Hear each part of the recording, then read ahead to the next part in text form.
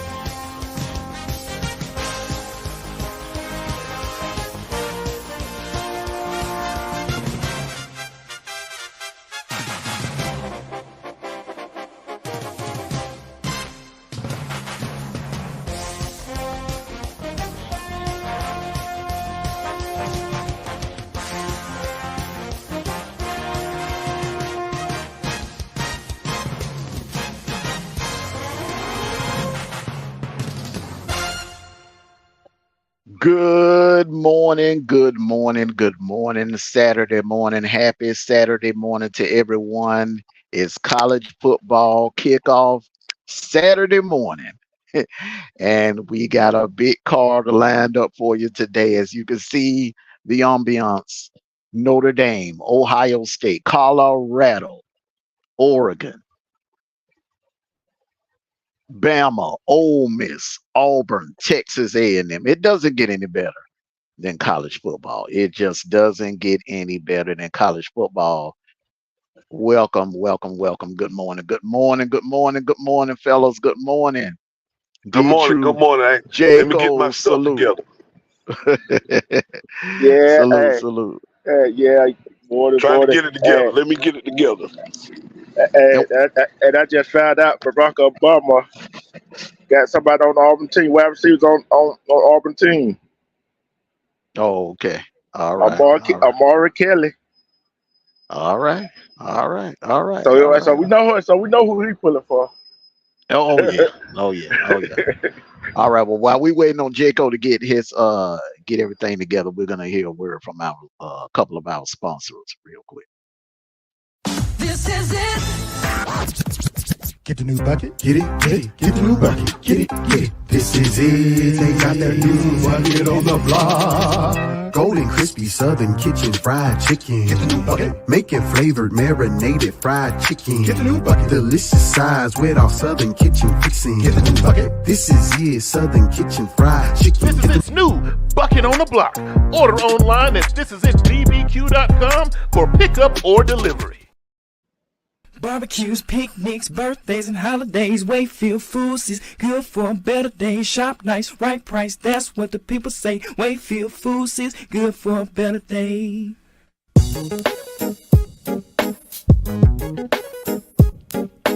Barbecues, picnics, birthdays, and holidays. Wayfield Foods is good for a better day. Shop nice, right price. That's what the people say. Wayfield Foods is good for a better day.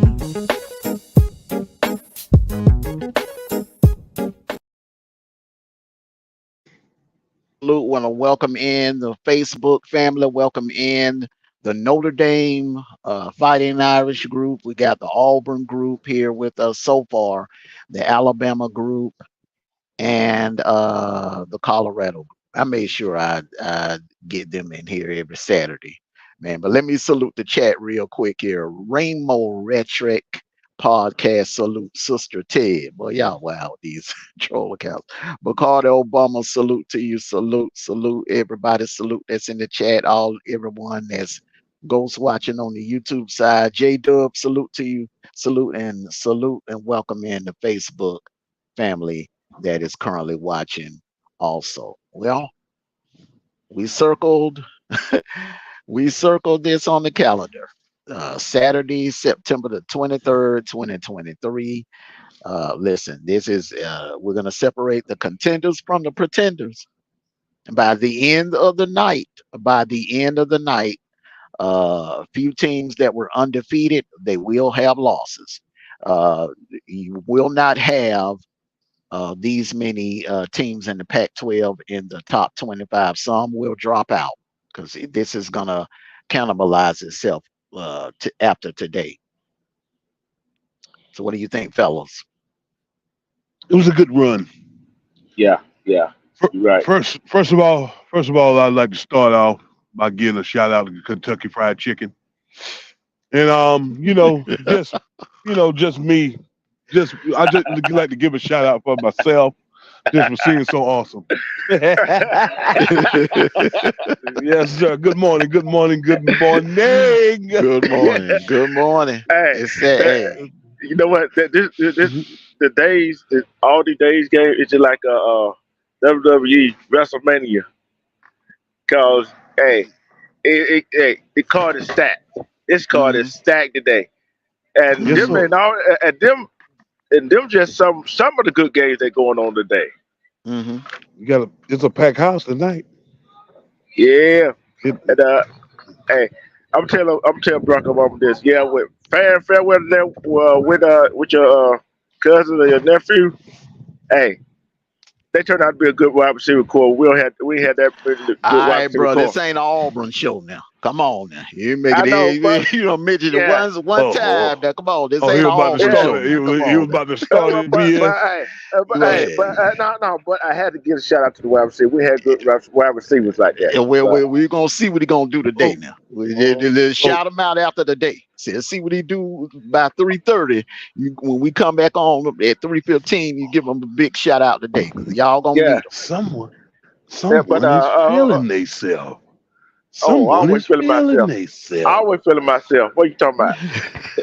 All right, Just okay, like, all I right. just don't express it. Okay, let's get on to the Let's get talking it. points. Let's get on to the talking points. Okay, now I think the most important player, and we're speaking on the showdown in Autzen. I think the most important person that's going to be on that field today, because of course we all know that Colorado is going to be without Travis Hunter. So the most important person on that field today, this afternoon, is going to be Breedlove. Yeah. That kid that's going to step in and take Travis Hunter's place. He's going to have the task of guarding Tez Johnson because Oregon has they have two track stars on their team, Troy Franklin and Tez Johnson. And those guys are fast. They're fast. So we saw what Colorado State did last Saturday night. You know, Oregon is a whole different animal. I've been saying it all week. They are a totally different animal. And I think the key, this is what the offensive coordinator Colorado, their goal is, okay, you get 6 possessions in the first half. In the second half, you may get 7. Okay. In the first half, if you end up with more than 6 possessions, one or two things happen. All right, either you got a turnover or your defense helped you out and got a turnover.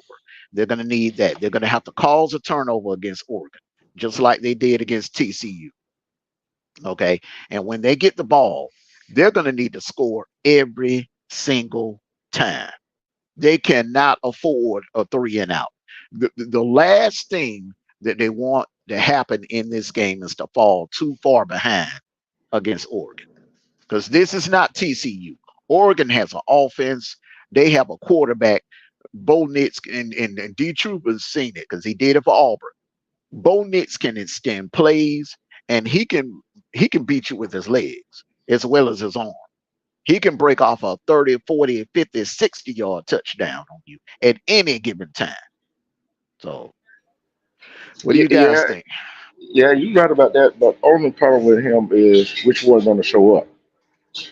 And then with the defensive back, they cannot play out, give them receivers some room. They got to bump them at the line, throw them off. That's what they got to do. And I seen a whole lot of teams do that this year. They don't play. You notice teams don't play no bump and run no more. And what I want to see for Colorado is, I want to see that run game. Play the long game. Show them, hey, give Oregon less time on the field. Make that defense stay on the field. Exactly. Salute to you, King on 28. B Rob, salute to you. Good morning, brother. Well, good morning, B Rob. Good morning, B Rob. Just getting up. Good morning. Just getting well, up. You need a cup of coffee because we're always live over here. Crazy. All right, week 4 Q&A. Go ahead, Jacob. But I'm like this. You know, I agree with both of you guys. Make some great points. But if we're coming out playing that strategy football, trying to limit the other team from this and limit the other team from that, and playing the analytics, 9 times out of 10 you're going to lose. I'm going out there if I'm Mr. Sanders, I'm going out there telling them I believe my guys are better than your guys. And we're going to punch you in the mouth. And we're going to whoop your ass this game. That's the way you get it done. When you go out there, you know, oh, well, we got to get this person. We got to get that person. Hey, look here. Look, next man up syndrome. I believe that my guys are faster than your guys. I believe my guys is stronger than your guy. I believe my guy's girlfriend is prettier than your guys' girlfriend. Okay? So that you go out, you punch him in the mouth, and let's go get ready for next week. This is a business trip. Mm-hmm. Another statement game. But I'm not going to take it away from Oregon. Oregon is able to do that. You see what I'm saying? They have athletes all over the field. Oregon is able, the execution that I'm talking about, Oregon is more than capable of doing that. But let's see how Colorado responds to this competition. Let me ask you a question, B-Rob. Do you think that Sean Lewis, the offensive coordinator for Colorado, do you agree with D2 or do you agree with Jason? Do you think that are you talking to me, Armando? No, B-Rob. He's up on the panel with us. Because you you had just spoke on it. So I'm gonna give him a chance to speak on it.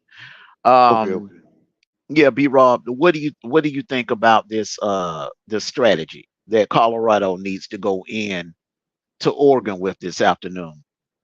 If you're Sean Lewis, the offensive coordinator, do you play the air raid, which we know that what they're pretty much running is that satellite offense? Do you go with that, or do you play the long ball and you put it on the ground, limit Bo Nix and those two track star receivers possessions? How are you gonna approach this? B-Rob? Can y'all hear me? Yeah, we can hear you now. Okay. Well, shoot, man, they better, Oregon got a fast team. They always been fast. Always been fast. So I guess they better stick to those two receivers to make sure they don't get wide open. And did y'all hear last night what that coach said to Dion? They was late last night talking about some, you two don't win football games. Did y'all hear that, guys? Yeah. What coach said that? Dan Lannon said that. Dan Lannon has been taking slick shots at prime time ever since he was hired at Colorado. And my thing is, Dan Lannon, he's cool. He helped us win a national title in 2001. But Dan Lannon, we're about to find out about you today. All right. Was it more that you walked into a gold mine, a Mel Tucker gold mine of guys that Mel Tucker recruited? Jordan Davis, Jalen Carter, Channing Tindall, Nolan Smith, Kobe Dean. Was it more the players or was it you? Because we're going to find out today, because you haven't won a big game. You haven't won a big game since you've been at Oregon. So this right here, Dan Lannon, you're on the big stage, the bright lights, and you're doing a lot of talking. You're writing checks that you better be able to back up. Yes. But the problem is, Black, he did that like the day before the game. Why you throw that out there the day before the game? I mean, Dion probably gonna see that, send it to his men, his boys, and like, hey man, you see what this man said to y'all? You two don't win football games, gonna hype them up again, and then they're gonna say, hey, it's personal again. It's a personal again. That's what he said. It's personal again. Yeah, let me get in here. Like, I don't know why everybody keep trying to take a shot at Dion. There are noise behind in the background, man. It's a situation where you don't know who you're dealing with. You see, it's just like you got a guy that's on the internet, an internet gangster that's talking crap. Let's just say a guy is talking crap to Jason. He don't know how Jason gets down. He never seen Jason's stature. He just hear a voice, and he's chirping, pump, pump, pump, pump, pump, pump, pump. Yeah, out of the blue, he just runs into Jason at a gas station. Yeah. And he sees a guy that's about 6'4", big, that tower over you with big ass, them South Georgia big goddamn country hands. They could probably squeeze the life out of you, and by that time it's too late. That's why I was saying nothing mad about it. Like, I don't know him like that. Like, shit, look at my little ass. I'm 5'6", weigh $175. That's all. Exactly. That's why I listen. If I'm a head coach, the last thing, look, I don't give a damn if I'm playing Charleston Southern. I am not disrespecting the other team. I'm not giving that to them. My players somebody on your squad is going to say something boneheaded and give the other team bulletin board material. You rather it be your players to do that. You do the last thing you want to do as a head coach is give the other team bulletin board material because you are already public enemy number one. You are already looked at as the head enemy by you being the head coach. So I really don't understand it. I really don't. I never understood that logic. To run your mouth the week of or even 24 hours the night before the game, I just don't understand it. He did that last night. Hey, but check this out. You better go ask Colorado State head coach what happened to it when Coach run his mouth about the young team. And Matt Rule. And Sonny Dykes. Sonny Dykes was talking crap in the pregame show. Matt Rule had been hating, because in Nebraska, Colorado are rivals. Matt Rule is Matt Rule's first year. In comes Dion in Boulder, and all the shine is now in Boulder. No one is really paying attention to what's going on in Lincoln. And I think there was a little bit of jealousy there. Norvell, we know that was definitely jealousy. That's that crabs in the barrel mentality that he displayed all last week. By all the talking and the way he handled it during the game with the sideline reporter at halftime when the lady was asking him questions at halftime, when he was sitting there whining and complaining about the referee. Guy, didn't you see your men false start? Your offensive lineman jumping damn near on every play? You didn't see those late hits. You didn't see those face masks. Man, I'm surprised that the NCAA ain't hitting you with a fine, Jay Norville. Exactly. I'm for real. That was ridiculous. That reminded me of the damn Bounty Gate game with the Saints and the Minnesota Vikings. Oh, man. Yeah. You talking about the same? Go ahead, Jason. You know what, Dan Leonard. So last night he started talking smack last night, right? Yes. You know who he remind me of, Armando? No. That dude that used to create the memes and put our face on it. Oh, that Florida fan. Oh yeah. The whole concept. I'm gonna wait to everybody go to sleep and I'm gonna talk shit. Yeah, putting up memes and stuff. That was crazy. That was weak. The thing about it is, Dan Lanning, you haven't been tested. Your team hasn't been tested, and the only semi test that you had this season was Texas Tech. You barely escaped 38-30. You barely escaped out of Lubbock. Now you look at everybody else that you played. I mean, come on, man. Hawaii. I mean, come on. I mean, man, come on. You haven't been tested this year. And that's why I said the other day what I said. Oregon has not seen an offense like this. Oregon hasn't seen an offense like this, man. And you got to go back. They haven't, I'm going to be honest with you, bro. They have not seen an offense like this. I don't even think USC has a dynamic quarterback, an elite quarterback. But they do not have, let me get you up a little bit, man. You got too much noise going on, man. They have not seen an offense like this. Probably, man, you got to go back to when Jane Daniels was at Arizona State. and they needed that one game. This was during this was the year of the pandemic. They needed one game, and they would have qualified for the playoffs.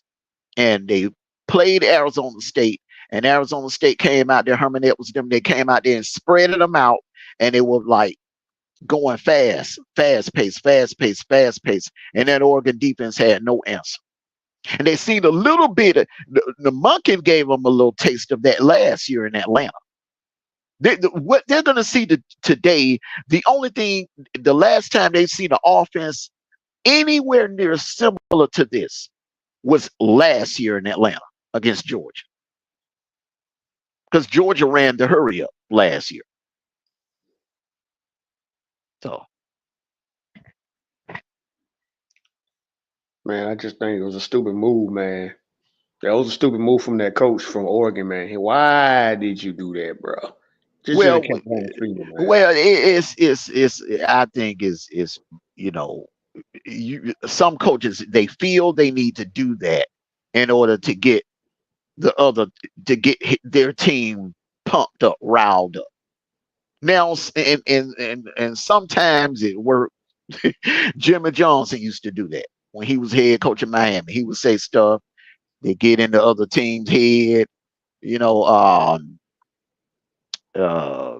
Dan Mullen would do that sometimes. I remember Pat Dow was notorious for that. Pat Dow talked a lot of crap before games, and them teams bagged it up. Tom Osborne talked smack. Teams bagged it up. Steve Spurrier was the master of it. Steve Spurrier was the master of it. He would talk, but his Florida teams, they were backing up. They were backing up. So, if you're gonna talk smack, if you're gonna write checks, you better be able to cash. You better be able to cash. And so, Black, you mentioned Matt Rule. Mm-hmm. Matt Rule don't got no room to talk because he coached Carolina and ain't did shit with him. He didn't do nothing at Carolina, but he had a good thing going on in Baylor. And remember, I said this, Jason and D-Truth.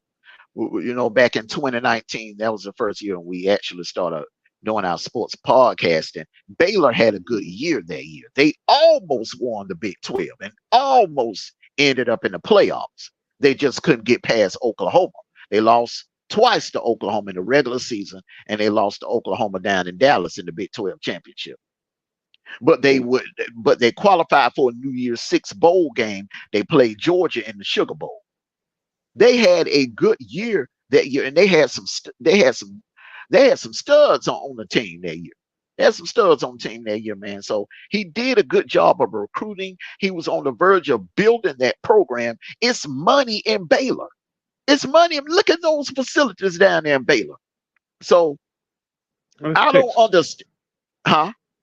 That's Texas. Yeah. Anything in Texas that's oil money. So I don't understand why. Listen, all money ain't good money. Sometimes it's best to just stay put when you got a good situation going, because the thing is, if he just stayed with all that talent that he had coming into Baylor, you probably would have won a couple of Big 12 championships. You probably would have made a couple of playoff appearances by now, and you would have been making more money as a Baylor head coach than you would have as Carolina's head coach. So, he laid a goose egg in Carolina. That was a fucked up move. With Carolina hired him, I'm like, no. That wasn't a smart move for either party, for Carolina or Baylor. But I think Colorado needs to switch it up a little bit, and I think they need to run the ball more. And listen, if it was any other team, I say go with the same strategy, Jason. But this is Oregon. They listen, you do not want to put them on the field. You don't want to give them 6 possessions in the first half. You want to limit their possessions. You want to do to them what South Carolina, the strategy that South Carolina had for us in the first half. Remember last week, South Carolina held that ball. They played long ball. They shortened the first half, man. We only got the ball 3 times in the first half, man. And now with the clock, a moving clock, you can do that. I think with them bringing back the moving clock to college football, that's advantage defense. That's advantage running game. You can play the long game now that we have, that the NCAA has brought back the moving clock rule. What do you think about that, Jason? Yeah, you're absolutely correct. I'll give South Carolina credit for playing coward football. Okay. It was a good strategy. That was a good strategy. When you are overmatched talent wise, you have to use whatever tactics that's available to you. Yes. Yes.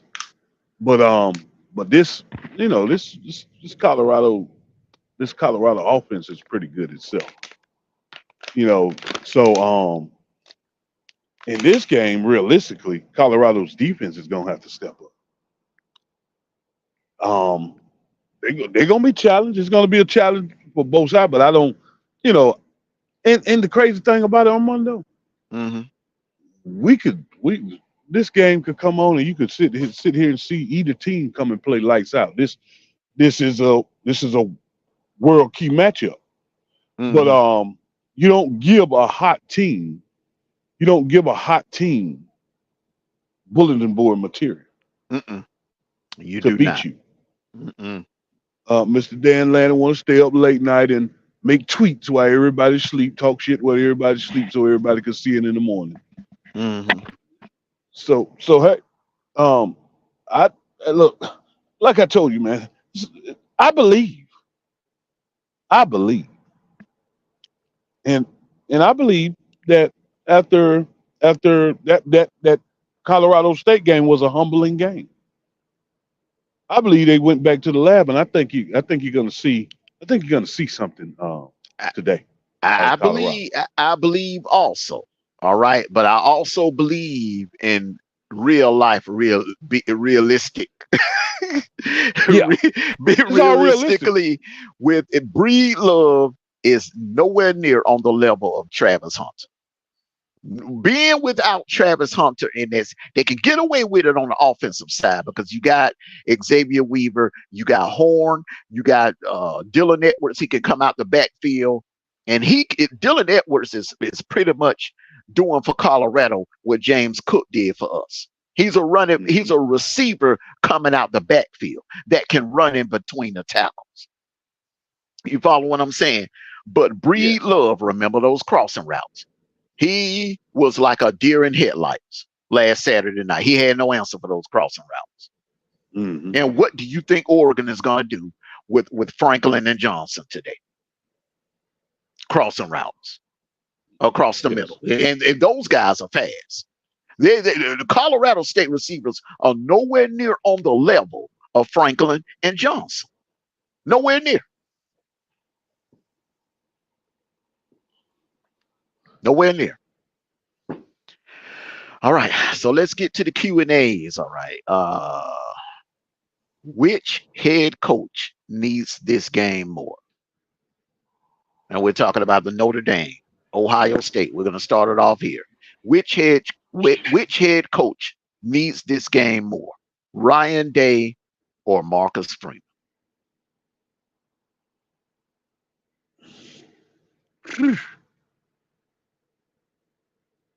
Giving that Ryan Day has been at a head coach at Ohio longer than Marcus Freeman. That Marcus Freeman has been a head coach, and given that Ryan Day has been one of those everybody knows almost doesn't count. He's been in some positions where he's had an opportunity to take that next step, and he hasn't. I would say Ryan Day needs this game more than Marcus Freeman because Marcus Freeman is building. Ryan Day is already supposed to be established. Yes, sir. All right. Okay. All right. Yeah, I gotta go. B-Roll. Oh, D-True, go ahead. Go ahead, D-True. Yeah, I gotta go with Ryan Day. Cause like Jay said, Ryan Day being at Ohio State, what had he accomplished there? Nothing. And he got to do something. And how long Ohio State gonna sit with him, not accomplish nothing, not winning nothing? Yeah, that's a So good thought, real. That's a damn good thought right there. All right. B-Roll, who needs this game more, Ryan Day or Marcus Freeman? Man, I'm gonna say Marcus Freeman. I'm saying that. I can say he got a hot quarterback. I say he got a good defense over there. The offense look good. Good answer. Damn good answer there. And he can make a statement against Ohio State. Let them know Notre Dame has arrived. They back on the, back on, on the, back on the satellite, back on the spotlight. Like, yeah, I'm the team to beat. Yeah, Marcus Freeman needed more. He need to make a statement against Ohio State. So you're looking at it this way. It's okay. Ohio State, they have, talent comes in and out all the time. Okay. That's the Ohio State. That's the University of Ohio State. But it's rare that Notre Dame will have an opportunity like that. I mean, this, in my opinion, man, this is the best Notre Dame team that I've seen. I mean, on both sides of the football, this is the best Notre Dame team I've seen since 1988, the last time they won a national title with Tony Rice and the Rocket and all of them. Chris Zorich, last time that they had this much talent at one time on a football field, on the roster. That's why I picked them to beat Ohio State, because of that. He can make a statement, Mr. Freeman. He can make a statement against Ohio State. And I get what you're saying. Marcus Freeman may not have another squad like this for a while, so it's kind of more like a sense of urgency. All right. He playing like a man left to lose. He playing like he got nothing to lose, and this is his only shot. Exactly. All right. But however, like Vincent Turner would say, however, how many times have we seen Ryan Day in big games in this situation when the bright lights are on? Ryan Day, listen, he has not won. He has not beaten a top 10 team since the pandemic, since that night in the Sugar Bowl with Justin Fields. That's the last time that they beaten a team inside the top 10 or in the top 5 on a big stage. Since then, they lost to Bama, and then they choked against Bama in the national championship game. They choked against Michigan. No, I'm sorry. They got boat raced by Oregon in the season opener in 2001. They choked against Michigan in the season finale against Michigan. Okay, they choked against Michigan last year. All right, and then they blew a 3-touchdown lead to Georgia in the Peach Bowl in the playoffs last year. So listen, look, you Ohio State fans, and I know you Ghost watch. You Ohio State fans. You almost said it. You almost said it. Where? Hey, you Ohio State fans. No. State fans. No. I ain't mean. No, I was reading Ramos. I was reading Ramos' comments, and that's why I paused. No. I'm gonna do that on. I get down like that on the post game show. I kind of keep it PG on the kickoff show because we got. We may have underage or kids or whatever watching. That are college football fans. I'm sorry, guys. I'm sorry. You good? You good? You good? Ready to attack? That's what that was, Jason. You ready to attack? Yeah. Ready. He in post game mode. But listen, all you Ohio fans that's Ghost watch. I know you Ghost watch. Alpha, Esco. I know you Ghost watching, Mr. Buckeye. I know you all are Ghost watching, and I'm telling you right now. I know you tired. Esco, I know you tired. Alpha, I know you tired of seeing this. I know you are tired of Ryan Day letting you down, getting your hopes up, building your hopes up, teasing you into believing that this is the year that you're finally going to do it.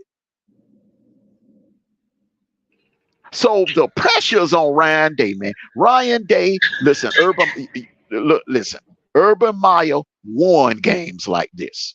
Jim Tressel won games like this. Ryan Day, man, you looking like John Cooper all over again. And for those of you that don't know who the hell John Cooper, don't remember who John Cooper was, John Cooper would win Ohio State 10 games, 11 games, but will lose the big one. Somewhere in the regular season or to Michigan, he would lose the big one. And I can make another comparison. He's becoming the Ohio State version of Mark Richt. Raise hell during the regular season to win 9 or 10 games, maybe 11. But when he runs into a big, explosive quality team, an elite team, like when Auburn was elite, choked against them. When Bama choked against Bama. When Florida was elite, choked against Florida. And got in the bowl games, it would choke against teams that he should beat, like West Virginia. Okay? But I'm just saying, Ryan Day is becoming that guy. He will get you 10 wins, 11 wins during the regular season, but he can't win the big one. Ryan Day, you need this. You need this. You really Salute got Skinny, 20 East Princess. Yeah, man, I know. Now you were about to really get disrespect. You really got disrespectful. No, I'm just keeping it real. You just told them people they coaches like Mark Richt. You just really got disrespectful. Am I lying, man? And I love it. You know you're not lying. No, you're not lying. I was wondering who was gonna say it. I didn't want to say it. I mean, but I wonder who was gonna say it. Let's take a vote up here on the panel. B-Raw, you a Bama fan, but you've been watching Ohio State for the last 3 years since the pandemic. Am I lying, brother? You ain't lying, Black. They was there before. D-True. You've been watching Ohio State, okay, since the pandemic, since Ryan Day has taken over. I like I said, choke artists. Patrick Ewing with the finger roll. Patrick Ewing with the finger roll. I mean, listen. Jason, I already know how you feel. You said it Thursday. The dude when it comes to the bright lights, he has choked against Clemson. He has choked against Bama. He choked against Oregon in 2001 in the season opener. He choked against Michigan, a game they should have won. They had in Columbus, all they had to do was beat Michigan and walk right on into the playoffs. They would have been in the Orange Bowl with Georgia instead of Michigan. But they choked. They choked. And then you play Michigan in a rematch last year. You choked. Yeah. You choked. I like what you're doing. Just keep it going. You're telling you doing numbers, spitting numbers, straight facts. Straight facts. You came with it today. Let's get it. Then we get to New Year's Eve. New Year's Eve in the Peach Bowl. You had a 41-24 lead, Ryan Day. All you needed was one more field goal. Look, it's like 28-3 Atlanta, New England all over again. You had a 41-24 lead. Then listen, I can see a team coming back in the NFL. All right. But in college, that don't happen. When you blowing a 41-24 lead in the fourth quarter, that don't happen in college, man. Come on, bro. How he made that happen? Man. Yeah, so what he's saying, what he's saying is this. Getting greedy. What he's saying is this. Well, he's saying that he is like that Coach Klein from the water boy standing in the mirror with high heels on. I just hate him. I hate him. I hate him. Oh, you know what I mean? That's what he's saying. Hey, I'm telling you, if they lose this game, man, they're gonna start raising hell in Columbus.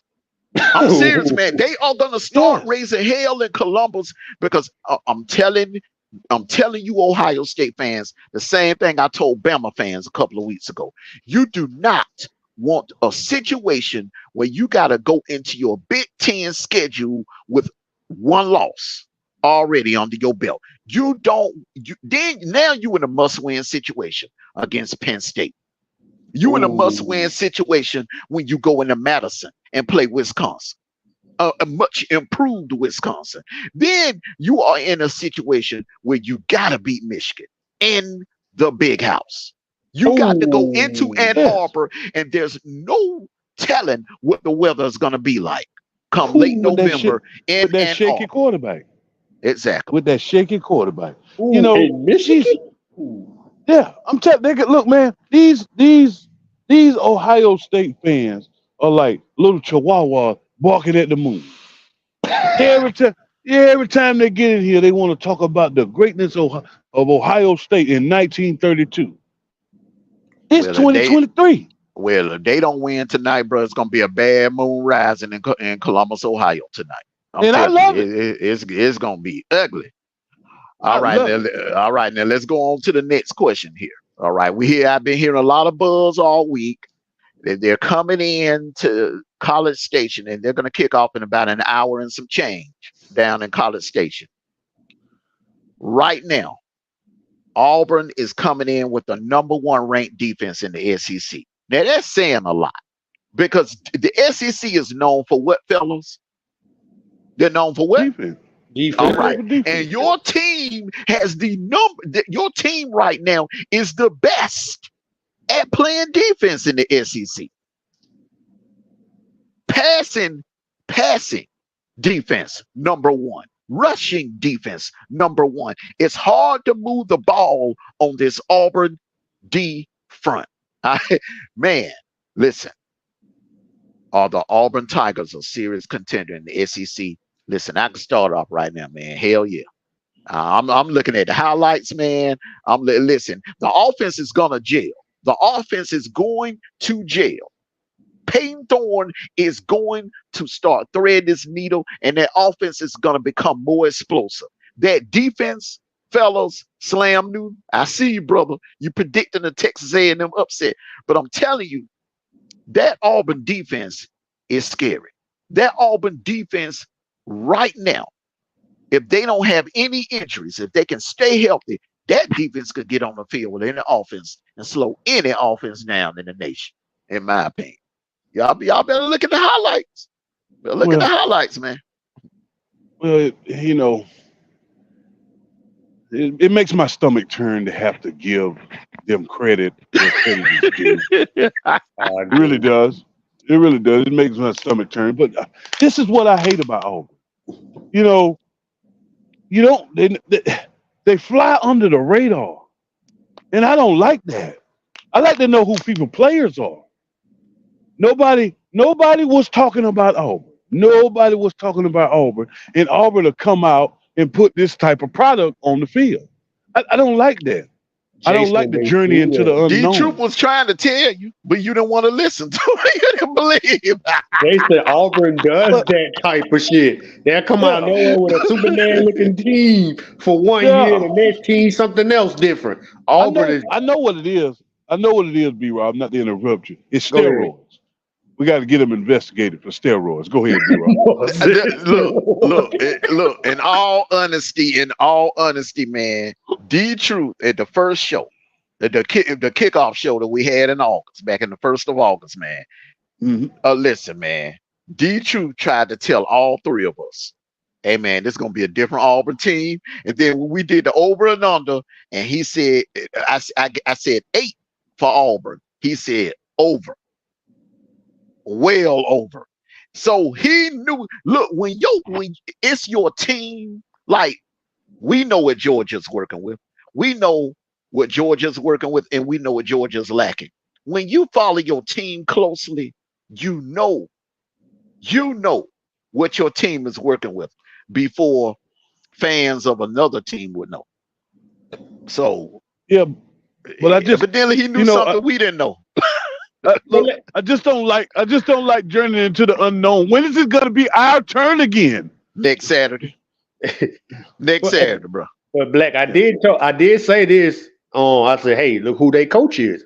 We know who their coach is. Hugh Freeze is a hell of a coach. I did say that. They got a good hell of a coach. He went in that, and you gotta and remember now, Hugh Freeze did what he did at Ole Miss. And there wasn't no NIL back then, and there wasn't no transfer portal back then. He had that team ranked inside the top 5. He did that down at the Grove, where it's less money, and the fan base is a little. Now he's at Auburn. He's at a blue blood, where there's money. Auburn, remember that railroad money goes. Man, that's old money. That railroad money. So hey, listen. Hugh Freeze is going to be a serious problem in the SEC moving forward. Yeah, we know. He beat Alabama 2 years in a row. 2014, 2015, Ole Miss. We know all about that guy. Yeah, he put it on Kirby too. He put it on Kirby too. Kirby first year. Like I'm saying, put it on us. That's why I told D True. I said, man, y'all got a hell of a coach. I said, Hugh Freeze gonna be a motherfucker. I said it. I said Hugh Freeze. I was like, oh boy, they finna be good. Ellie must be a Ohio State fan. No, she's a USC fan. She's a USC fan. Hey, they're gonna be on the hot seat next Saturday because they're gonna have to go to travel to Boulder. We ready for them to play somebody too. But I'm telling you right here, the only thing I told them on this, it was the offense. I wasn't too much worried about defense. It was the wide receivers for it. That's what I was kind of worried about. And then how many points did y'all score in the first game?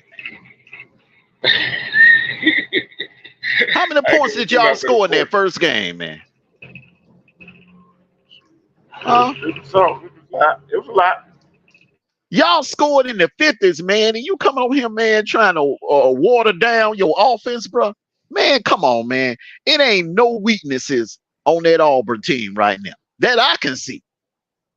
I'm telling you, that's Hugh Freeze winning all over. I'm telling you, man, Hugh Freeze has his prints all over. He is basically doing at Auburn right now, but under the radar.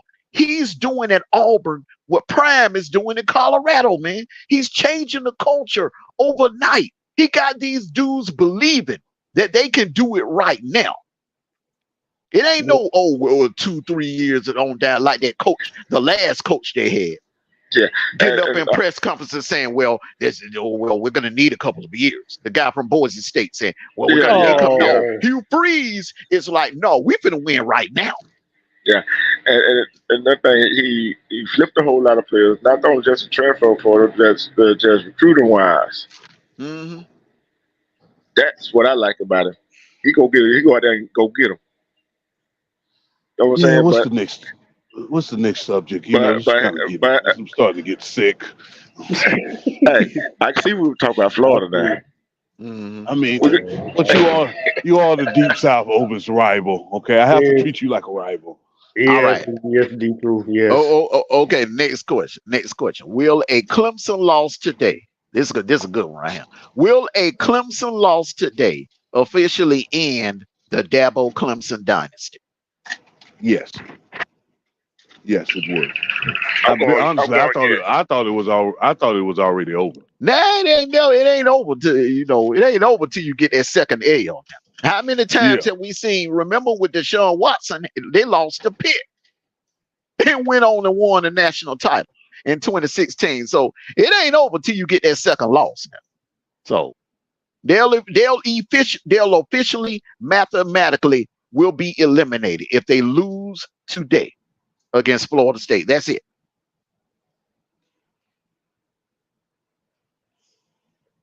Dubs, thank you for confirming that we are a dynasty. But I don't think we're a dynasty till we 3P. I don't think a back-to-back makes a dynasty. But Clemson won not only, I'm not just talking about the national titles, Dub. They dominated the ACC. It was like Clemson and everybody else in the ACC. So you have to. That's why I call them a mini dynasty. You got your dynasties and you got your mini dynasties. I'm not hating on USC. Hey man, you echoing on whatever you just did, Bree Raw. Well, you brought the echo in. It was a phone call. Is it back now? It's still back.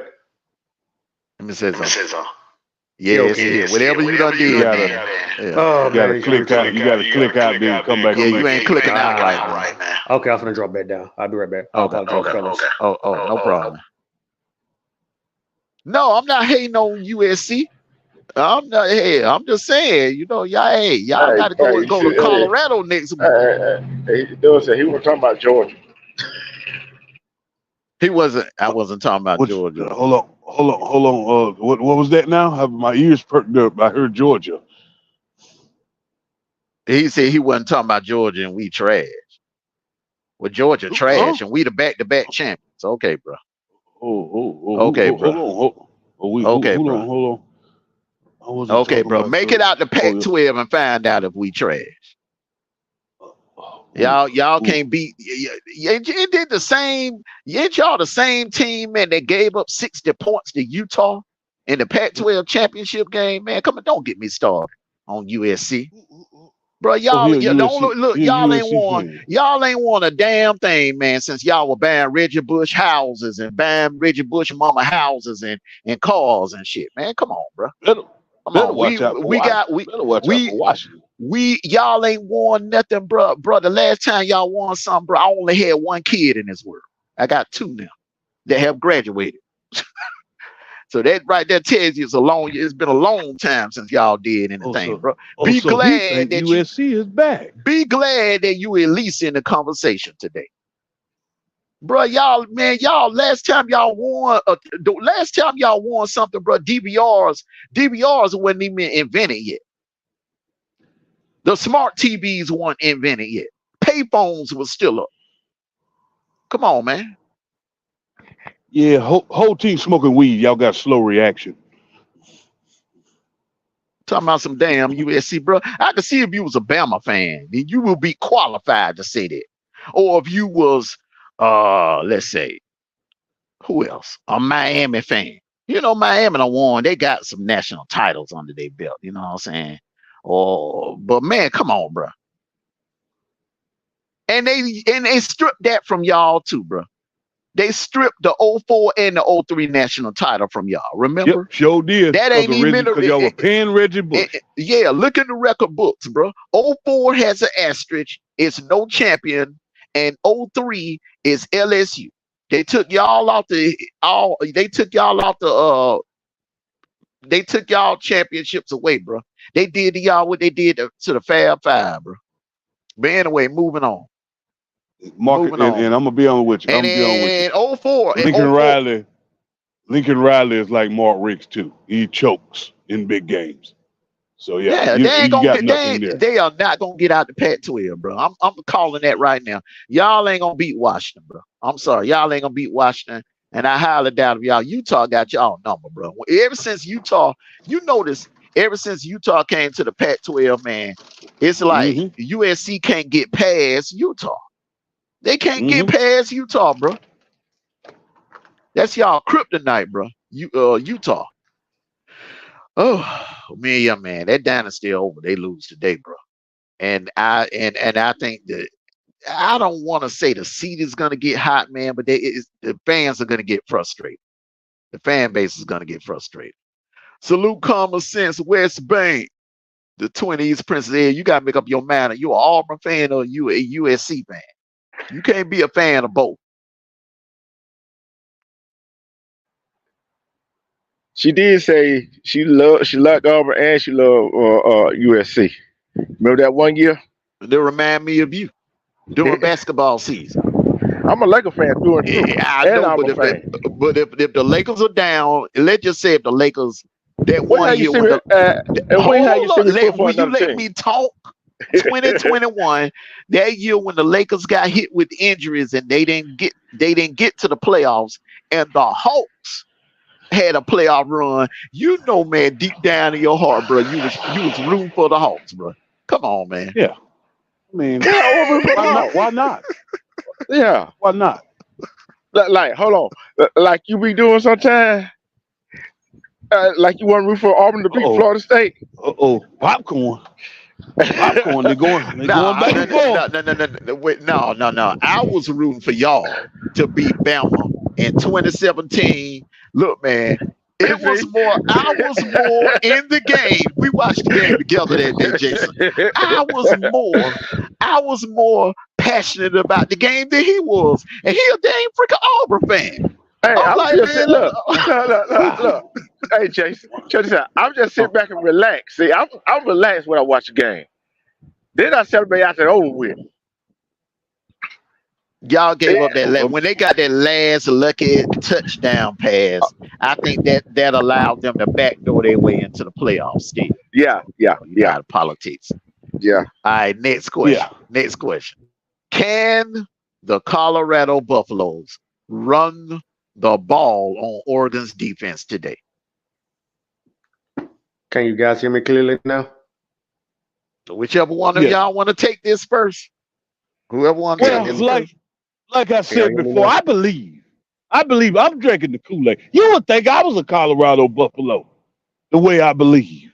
Yeah, man. I'm wondering, bro, if you got on black and gold today instead of black and red. Shit. I mean, I just believe. What are you gonna do, man, if they meet up in a bowl game with Georgia, or if they meet up with Georgia in a playoff game? What you gonna do then, man? Excuse me, sir. You gonna change that picture from Kirby to Dion? Hold up, sir. That picture gonna turn from Kirby to Dion after a while, man. Come on. It's just hard for me to sit back here in this studio looking at a guy out here hollering my name. Now I got Georgia tatted on me. Okay, it's all up on E. You know what I mean? But when it come to the slack 12, I believe. Black, I think you touched the nerve. Yeah, he did. He know what he was doing. Hey, Jay. Yeah. Hey, B-Rob. I see that. I see he finna say that a mile away. I knew that was coming. I knew it was coming. I had to know. I got to know. You messing with me? I'm serious, man. I got to know. You know, you got to know. You got to know. You already know. I just want to make sure, bro, you ain't rocking no black and gold today, bro. I got my black and red on today. I got black and red. Gonna crush your ass, bro.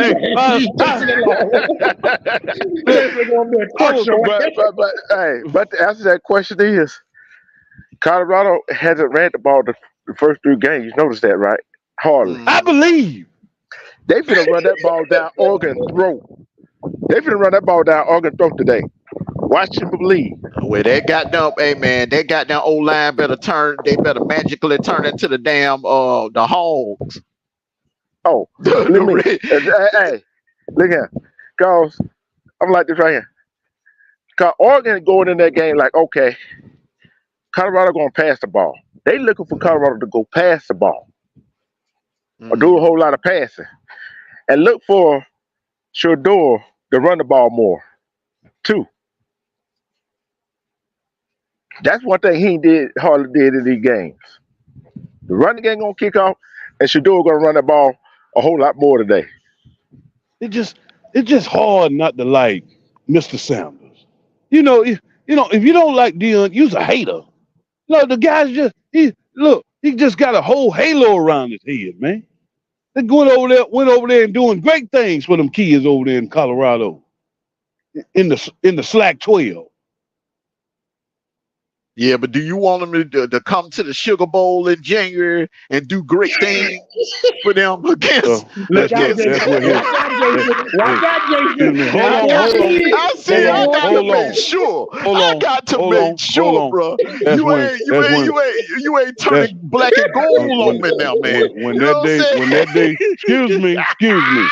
When that day come, when that day come, that's when Mr. Sanders becomes an enemy.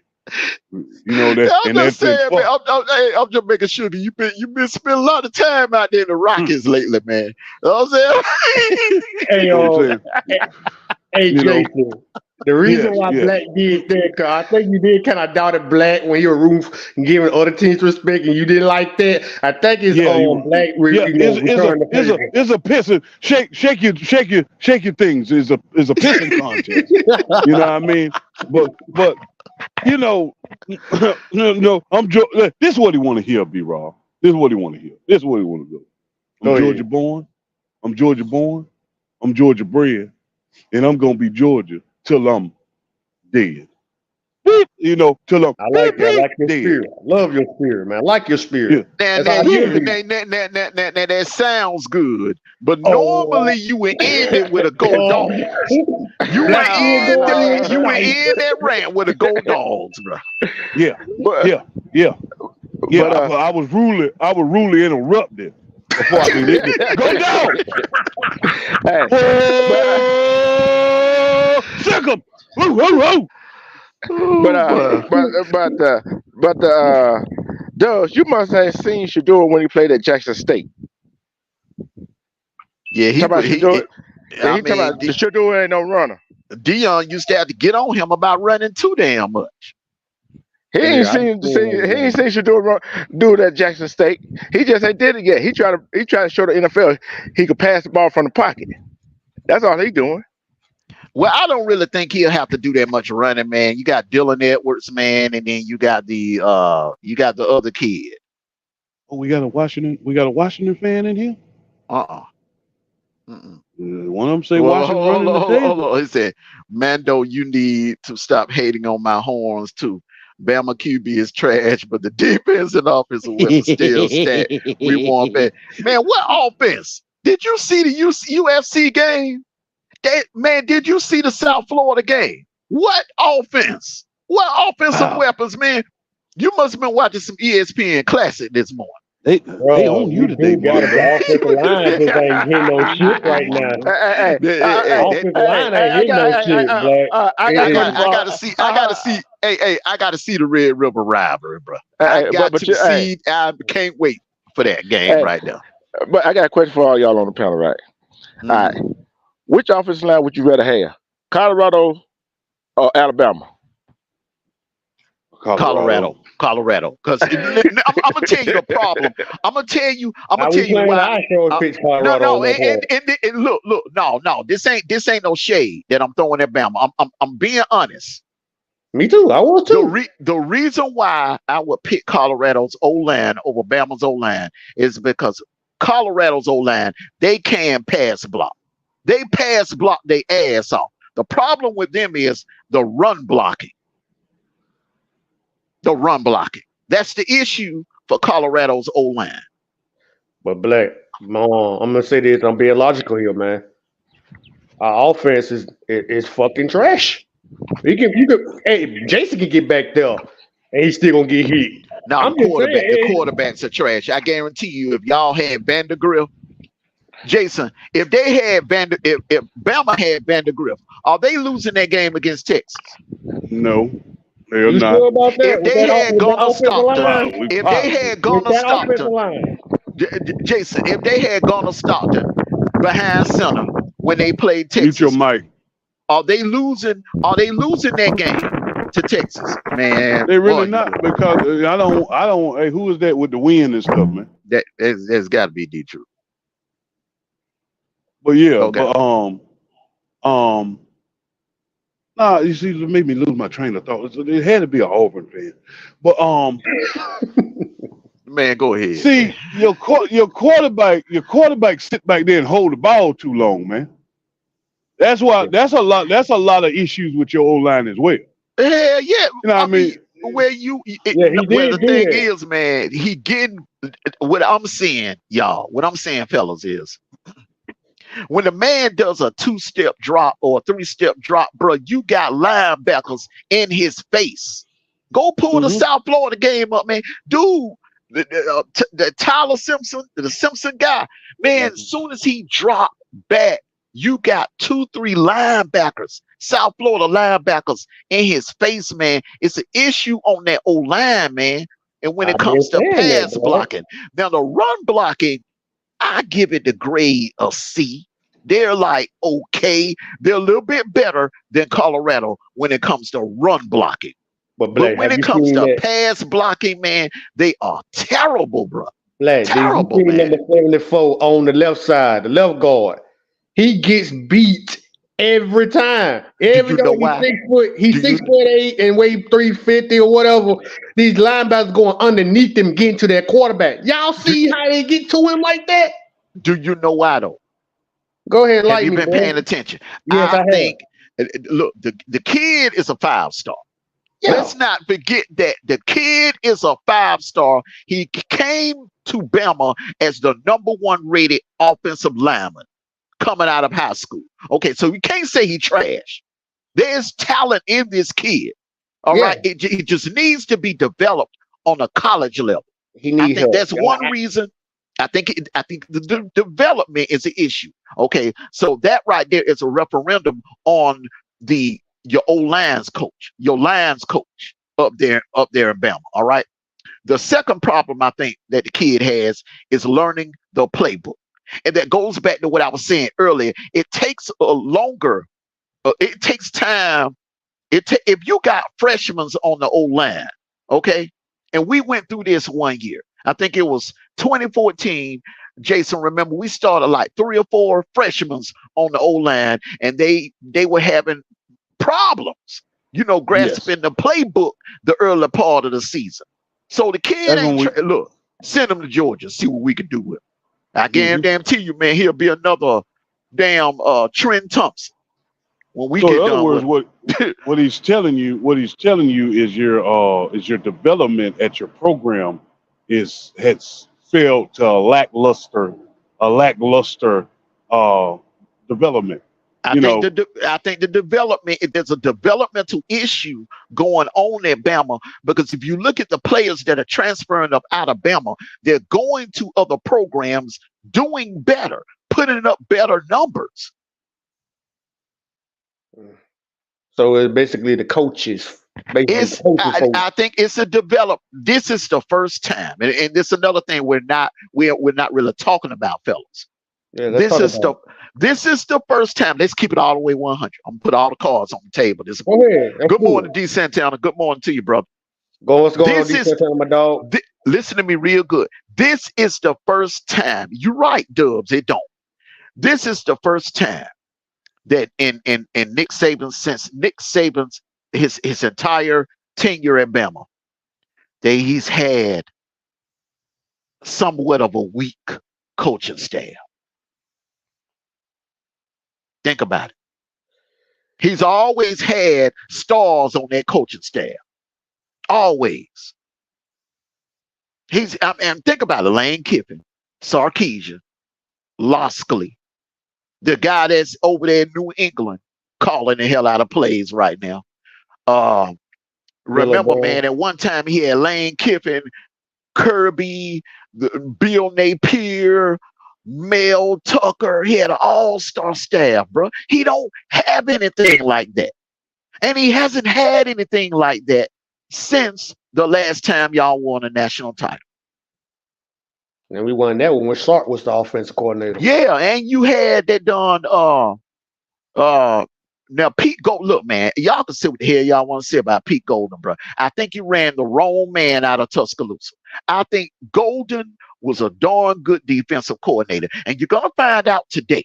You are going to find out today. Pete Golden calling the defense, Lane Kiffin calling the offense, bro. That might get ugly. That might get. Let me say this though, but it ain't just that, man. Them boys last year under Pico, they was not wrapping up. We'll get them, like we'll shoot the gap, but they don't make the tackles. Like the scheme is there. They don't wrap up. That's not Alabama football. That's not what we do. Well, you're looking at developmental issues, man. But Pete Golden, the schemes that he was calling, go back to 2020, man. Y'all were not giving up them many points. Y'all gave up a lot of points against Ole Miss, but when y'all play us and Ohio State and Notre Dame, y'all shut Notre Dame's offense down. Y'all shut them down, bruh. Quebec and all of them, man. Oh, Notre Dame had a juggernaut that year on offense. And Pete Golden's defense shut them down. All right, you go to 21. Y'all shut Auburn down. Y'all shut LSU down on defense. You said you had a hiccup against 2021. Had that one hiccup against Texas A&M.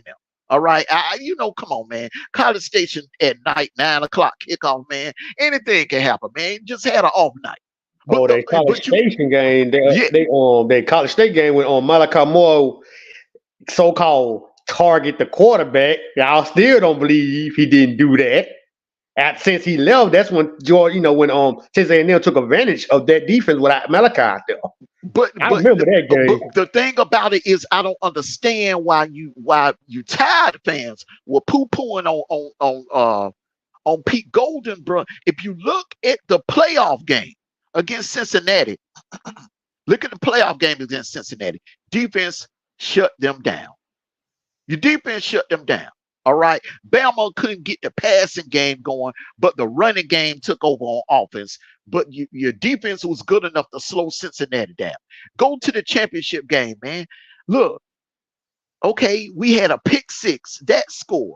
Other than that, man, we under 30. Our offense was held under 30 twice by Pete Golden's defense. Yeah, it was like 19-18 in that whole game, and we just collapsed it at that fourth quarter. Bryce Young ain't really had no receivers. Really, they was all young and freshmen and stuff. Yeah, so that's what I'm saying. That's why I don't understand. And I hear a lot of Tide podcasters, Kangaroo Black. I know you ghost watch it sometimes, bro. But how do you feel about Pete Golden now? Because he went to Ole Miss and he has that defense popping over there. That defense is popping over there, bro. So I would not have let Pete Golden left. I think y'all got rid of the wrong man, bro. Ain't no way in the hell I would have ran Pete Golden out of Tuscaloosa. I guess all the points they been putting on Alabama last year, man. Because Alabama, man, that defense to me, bro. Almost every team put up so many points. The Tennessee game. Y'all had injuries last year, remember, man? Y'all had injuries, and remember, you were young. You had a young secondary, man, and your linebackers were banged up most of the year. Yeah, you're right. That's what I'm saying. Fans don't look at that. Y'all do not look at that, man. Let me put some respect on these general super chats and cash out. Salute to y'all.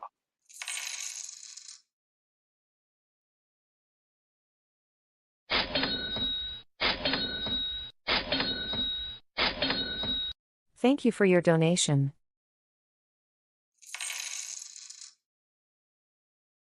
Thank you for your donation. Glad you feeling better though, Armando. But them Texas Bulls coming to the SEC next year to wreck the conference. We ain't playing like A&M. We whooping ass already, beat Bama and ran all the Bama Bulls better with Garrett. Where's Garrett? Go on.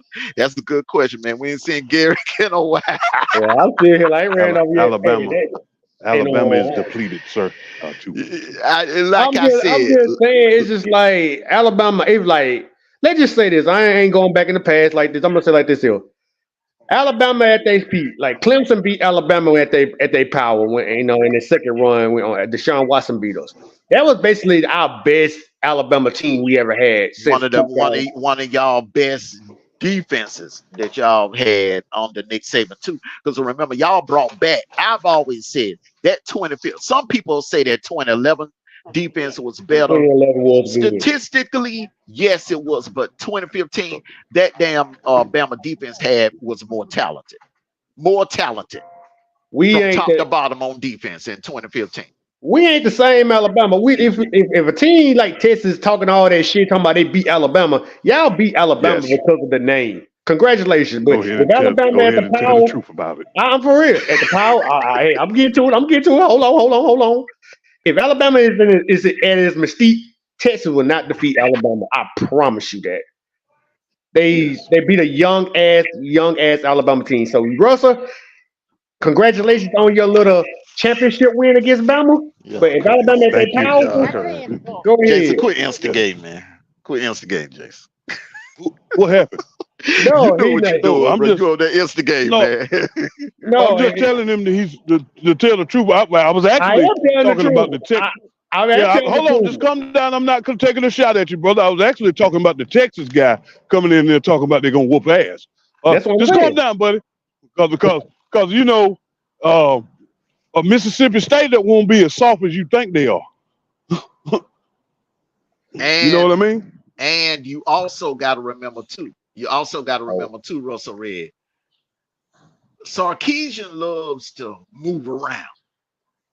So let's just say if y'all do go undefeated, get to the playoffs, or let's just say even win a national title, what makes you think Steve Sarkisian, he get a call from, let's just say, the Saints or Atlanta?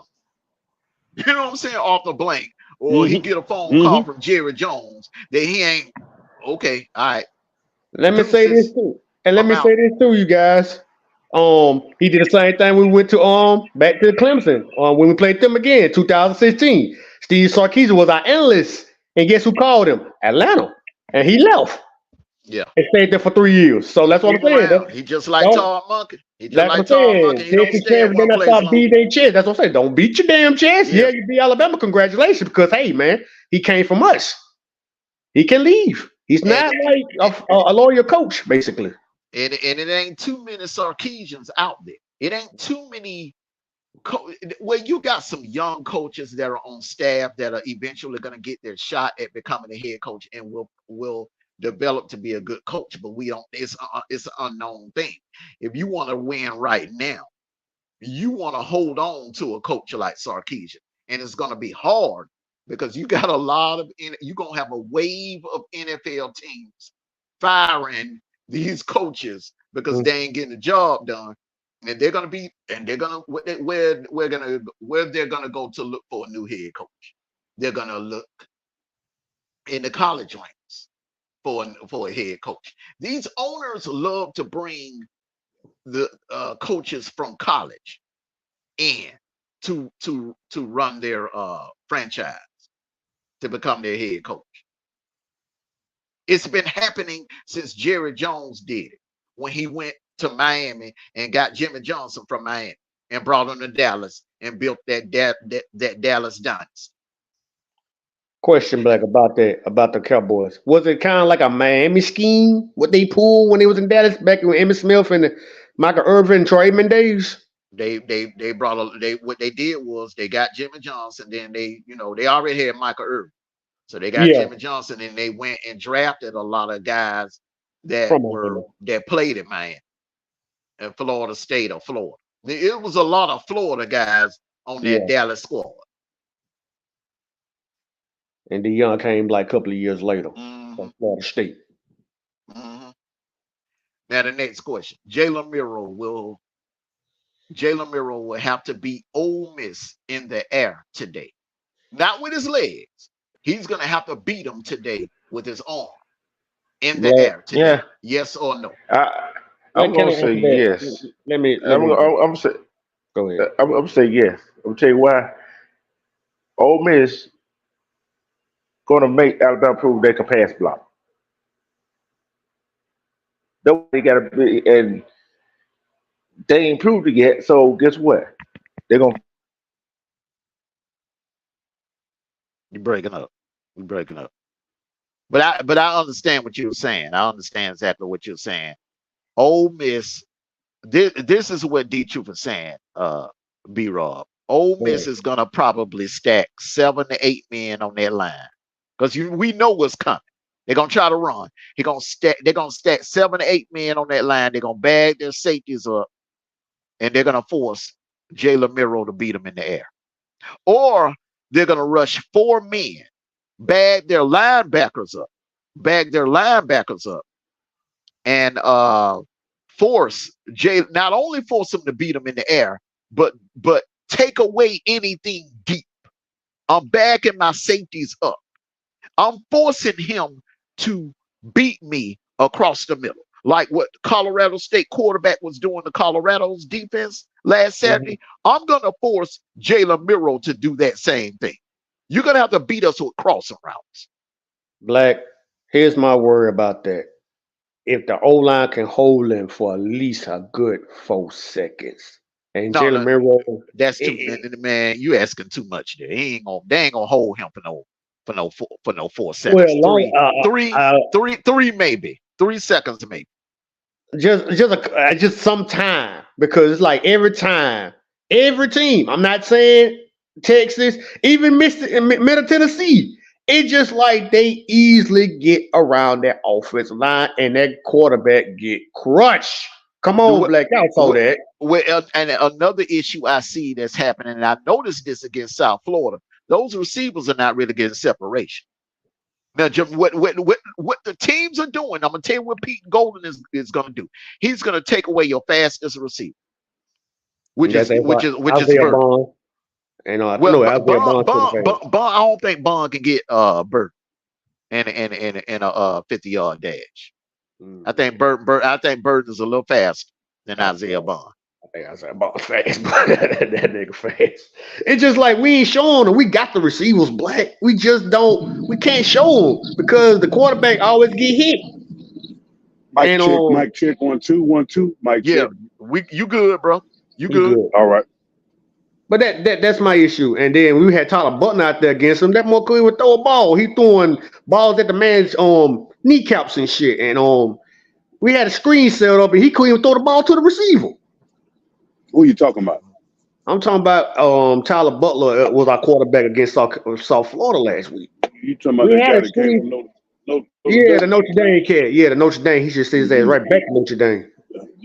Well, how you felt some type of way about that before he got there, didn't you?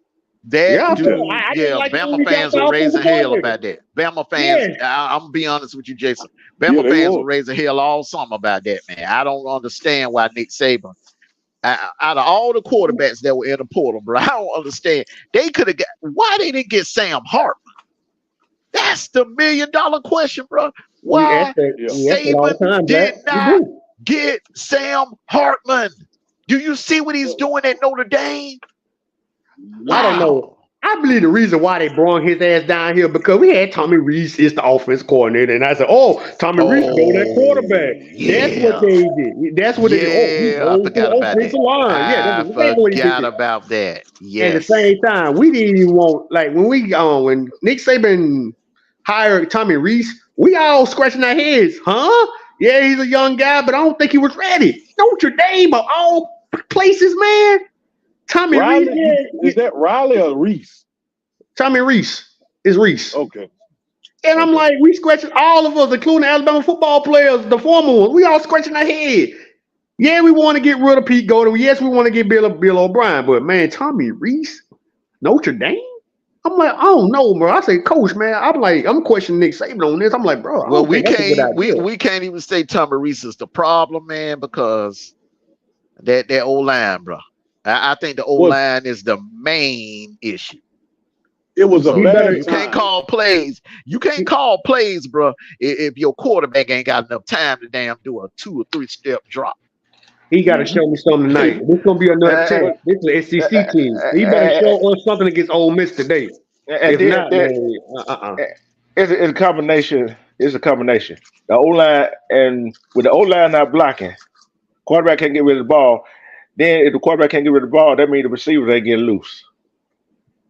Well, when you do, at the time that Alabama was hiring. But if you got under 3 seconds, Dwayne, I mean, I don't give a damn if you got Jerry Rice and Randy Moss running routes, man. You don't have enough time to throw the ball, bro. You don't have enough time to throw. How you going to throw under 3 seconds, man? Yeah, They but at won't the be great without time, the offensive line. at the time Alabama was hiring these coordinators, you know, it was a bad timing to try to fire and hire anyway. Because what the year they hired them, what was out there?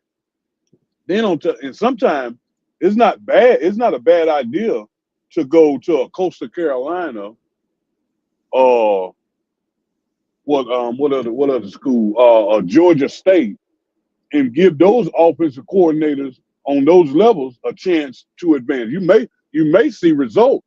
You may see better results because those guys will be hungrier than hiring guys on the D1 level. Man, You see what I'm let me tell saying? you, I can't You even. got a point on that. You know what, Jason? I can't even give them a pass like that. You know why, man? Yeah. Because they could have easily went to Dan Mullen and offered him a package where he would be getting paid more. They could offer him more money than what he's getting paid for ESPN. I know damn well he would have came to Tuscaloosa if they would have offered him, you know, something similar to what we gave Monken last year to come back for an extra year. Well, we play like trash like this all season. I guess we'll put that in consideration. Then you also, I'm gonna give you another option. Sean Lewis was out there. Sean Lewis was out there, man. I don't know about Sean Lewis. I'm sorry. Mike Bobo. Mike Bobo, man, you look, he ain't no Sarkisian, but he better than this guy from Notre Dame. That's what I'm saying, Blake. I don't know why he hired him. We always asking that. I talk to my uncle almost every week, every Saturday about this. I'm like, why Tommy Reese? I'm like, I know he's a young guy. Maybe Saban trying to groom him to be the next, you know, maybe trying to groom him, trying to teach him and all that. But come on, man. And then the offensive line coach, we need him. We need somebody else. That development wise, this is probably the weakest Alabama's team I've seen under Nick Saban. We're very vulnerable right now, and any team right now probably can, gonna beat us. We are very weak. Alabama fans, this is a prime example. Is the grass ain't greener on the other side? No, it ain't. Y'all should have held on the golden. I think if y'all had held on the golden, y'all would be okay. I think y'all would be okay. I think we trying to get a new start and everything, and we saw what we saw last year, and then we got really disgusted. I'm just being honest with you, bro. Kevin Steele, his schemes. The thing about Kevin Steele, he'll stop the run, but his defenses, historically, give up a lot of points in the air. He's too aggressive. He's like, what's that guy we used to have in Georgia? He went to Florida. That's what I'm about to say. I forgot his name. I forgot his name too, man. Damn, that D coordinator. I know who you're talking about. For Dan Mullen, man. He's too overzealous. He dials up too many blitzes, and he dials up blitzes at the wrong time, bro. And he does that. Yeah, he did that against Texas and left them receivers wide open. Kool-Aid had to hold that man down. That's how they called that touchdown, that Rurley cat. They went for a blitz. Ears saw it, threw it up there, because he went for a blitz trying to get to that quarterback and left them wide open. Kool-Aid had to hold that man down, but it was too late, and they scored a touchdown on us. Yeah, he do that a lot, and that's why they leave them receivers way open. They don't have the safeties out there to guard them to watch out for them. Yeah, he dialing up too many blitzes. He don't have a Mika Fitzpatrick. He don't have a Patrick Surtain in the secondary. He don't have a Landon Collins in the secondary. You know what I'm saying? He don't have a Clint Dix in the secondary or a D Milner in the secondary. He don't have that. You don't have an Eddie Jackson back there at safety. You know what I'm saying? You gotta play to the strength of your talent. Let me tell you something about that defensive back. Caleb Downs, he's a freshman now. So a couple of more years, he's gonna be a bad boy. We don't want to talk about him, but you go right ahead, sir. Yeah, he's gonna be a bad boy. But y'all fail to realize, only Kevin Steele got the notoriety he got it when he was Gus. Think about it. Get that offense, Gus about to get to D2. That was exactly what I was about to get to. But hold on, that allowed him to play that kind of defense. You see what I'm saying? Yeah. But the thing about it, when he was at Auburn, look at the games they lost. They lost in the air. Teams were torching them in the air because he was too overzealous. He was blitzing at the wrong time. He would get caught in a blitz and boom. You know what I'm saying? Get beat over the top. Safety is getting beat over the top. Because he's bringing a corner blitz. You bringing a corner blitz, man, and you got a dude out there running a route, man, that runs a 4-3 or 4-4, like McCole Hartman did on them in the SEC championship game, man. And you running against a team that runs an RPO, like what Jim Chaney was running in the SEC championship game. Jim Chaney lived and died by that RPO because he knew Kevin Steele was going to try to do the same thing he did. He didn't switch up. He came and tried to do the same thing that they did in Jordan Hare. It wasn't going to work. Jim Chaney, that dude been coaching with 30-something years, man. Dude is a vet. He knew, hey, we're going to switch up. We're going to run the RPO. See, RPO because we ran spread in Jordan Hare in November, but in December in Atlanta, man, we went to that RPO, and that's what killed that Kevin Steele defense. Caught him up in blitzes. The thing is, with Kevin Steele, his defense hasn't changed. Y'all know that's the problem. That's what we're talking about. That's the problem. Alabama. Man. I wonder why that back end of that defense looked like this. Exactly, man. And that was against Ewers. In my opinion, I think Jackson Dart is a better quarterback than Ewers.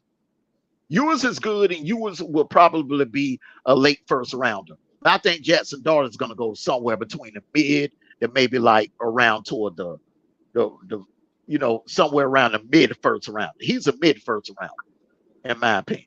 Jackson Dart game has improved. His accuracy is a hell of a lot better.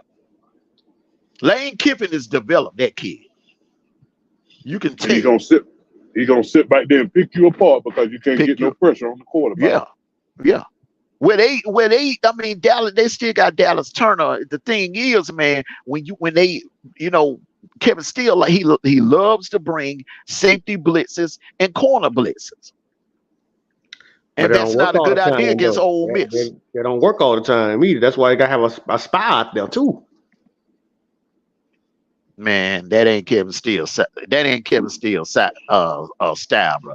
Kevin Steele, he likes to go for the jugular. He likes to come and bring safeties and corners and stuff. and he gets caught. And that's how the two, and don't get me wrong, man, them Texas wide receivers, them some bad boys, bro. Them jokers are fast and they can run the hell out of they gave us problems last year. You got a two-time national champion, A.D. Mitchell in that wide receiver rotation, bro. AKA Alabama Daddy. Yeah. Look, man. So I'm telling you, man. That's all I'm gonna say about that. Moving on. But the only thing I'll say, and I'll read Russell comment. The only thing I'll say is, and Russell, you know this now. If Oklahoma and Bama were playing today, would you bet against Oklahoma that Bama would beat Oklahoma? Russell, bro. Russell. Honestly. Shout out to you, Mondo, man. Shout out to you, bro. What's going down, baby? Hey, Texas man. Check this out, man. What's going on, bro? All you brothers, man. But look here, man. How you doing, man? How you doing? All right. What Garrett got, man? That's all I need to know. I'm getting to Garrett, man. I knew that was gonna be the name that came out of his mouth. He gonna know where Garrett is. Because Garrett was talking, but Garrett was talking cash shit on that kickoff show that morning, bro. Man, he was. Garrett was talking to me. Man, you can't run from the. I don't give a damn win, lose, or draw. You can't run, bro. But I can hold on. I can get a hold of Garrett, man. I can get a hold of him. Hey, get a hold of him. I get a hold of him. I throw him a text. I throw him a text. Look, check this out, man. This is all I want to say here, player. that ass whooping we gave y'all this year. That's Bro, let me tell you, no. hold on. I ain't gonna let you do this. Don't I ain't gonna let interrupt. you do this. Don't Let interrupt. him talk. Yeah. Don't Hold interrupt, on, man. B-Roll. Let him talk, man. Go ahead. Come on, Yeah, let him talk, man. He a guest, man. Let him talk, yeah, Go man. ahead. Come on. Go ahead. let me get this out real quick, player, and I'm gonna let y'all have it on that. Look here, man. The ass whooping we gave y'all last year. I mean this year, it's because y'all cheated us last year, man. Oh man, we With ain't a higher quarterback. Yes, y'all did. Them referee robbed Texas last year, man. Oh, Come come on, on, bro. man. That's all Robbed the hell referees out got of them to do. last year. Now, if we do the Everybody same know thing that, to man. do, they'll take all the referees play their asses off. Go ahead, Ross. On my bad, bro. No, y'all cheated us, man. Y'all had Bryce Young, the Heisman winner, and we still whooped that ass, and they cheated us. So it's just payback, baby. That's all. You know how they go, man. That old right, lineman, I remember that play B-Raw, man, with y'all old lineman, man, was holding and grabbed the Texas guy by the neck, and the referee didn't even throw a flag, didn't call nothing. Come on, man. Tell me them damn referees didn't cheat last year now. Come on, man.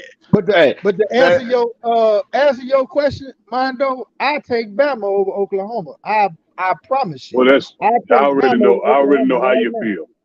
I already know how you feel. It's the Red River Shootout. Yeah, I take Bama over Oklahoma right now because see, Oklahoma really ain't y'all offensive line, y'all defense is still superb, man. It's just that quarterback, them turnovers, that's what killed y'all, man. That's it. I'm gonna ask y'all this. Yeah, the interceptions fucked us up, but I'm gonna say the offensive line. I think Vanderbilt probably could be Alabama. How we looking right now, especially the offensive line. I ain't gonna say all that, bro. I ain't gonna say all that. I'm being real. I'm talking about my man to motivate, man. Hey, come on, man. South Florida, man. South Florida. We struggling against South Florida, man. 17-3. Come on, man. It's embarrassing. Man, it's really I'm just being honest, man. I'm gonna be honest with you. I think if Jalen Miro, that's the one game that I would have started Jalen Miro because South Florida doesn't have a good run defense. And to answer so your question, I don't understand why would you start a passing quarterback against a team that has a poor run defense but a good secondary. And Vlad, to answer your question about the Jalen Miro situation, they said that him and Nick Saban had a little bit of an argument, and that's why he sent him out and let the other two guys play. It's Man, I remember that national championship game. That's dumb as hell. Nick Saban, pushed and cussed Nick Saban ass out, and Nick Saban put him back in the game. Man, come on, bro. That's what they had it on. That's why I'm hearing on the sources. They call it sources now. That's why he didn't play. And I was saying, like I was watching the game, I'm like, why didn't Nick Saban didn't put him out there? Because boys getting killed out there. Oh, that Ty Simpson, that man got crushed. I'm talking about one. I think at the end zone, that dude I think he went past one of them offensive line, and old boy got crushed. Almost hurt his shoulder. Y'all ain't, man. Come on, bro. That man got killed on that play. I'm surprised that he got up and walked off the sideline. Well, I like what the Texas guy was saying. I like it. Go ahead, man. Nah, I'm gonna tell you like this, player. If I was Nick Saban, I would pull that nigga ass up out of there too. Man. You gotta get your ragged ass up out of here. Nigga, what the hell wrong with you? We don't do no shit. Look, I'm gonna tell you another thing. It was another quarterback from Bama that did the same thing your boy was doing, and what happened? They put that Tua Tagovailoa in there.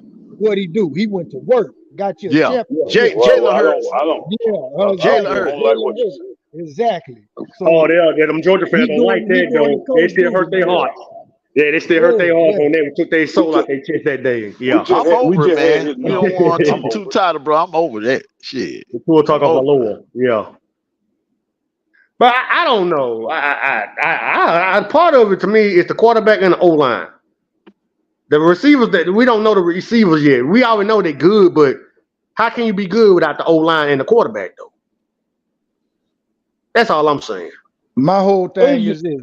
My last thing. I'm finna get up out of here. I gotta go cut this yard.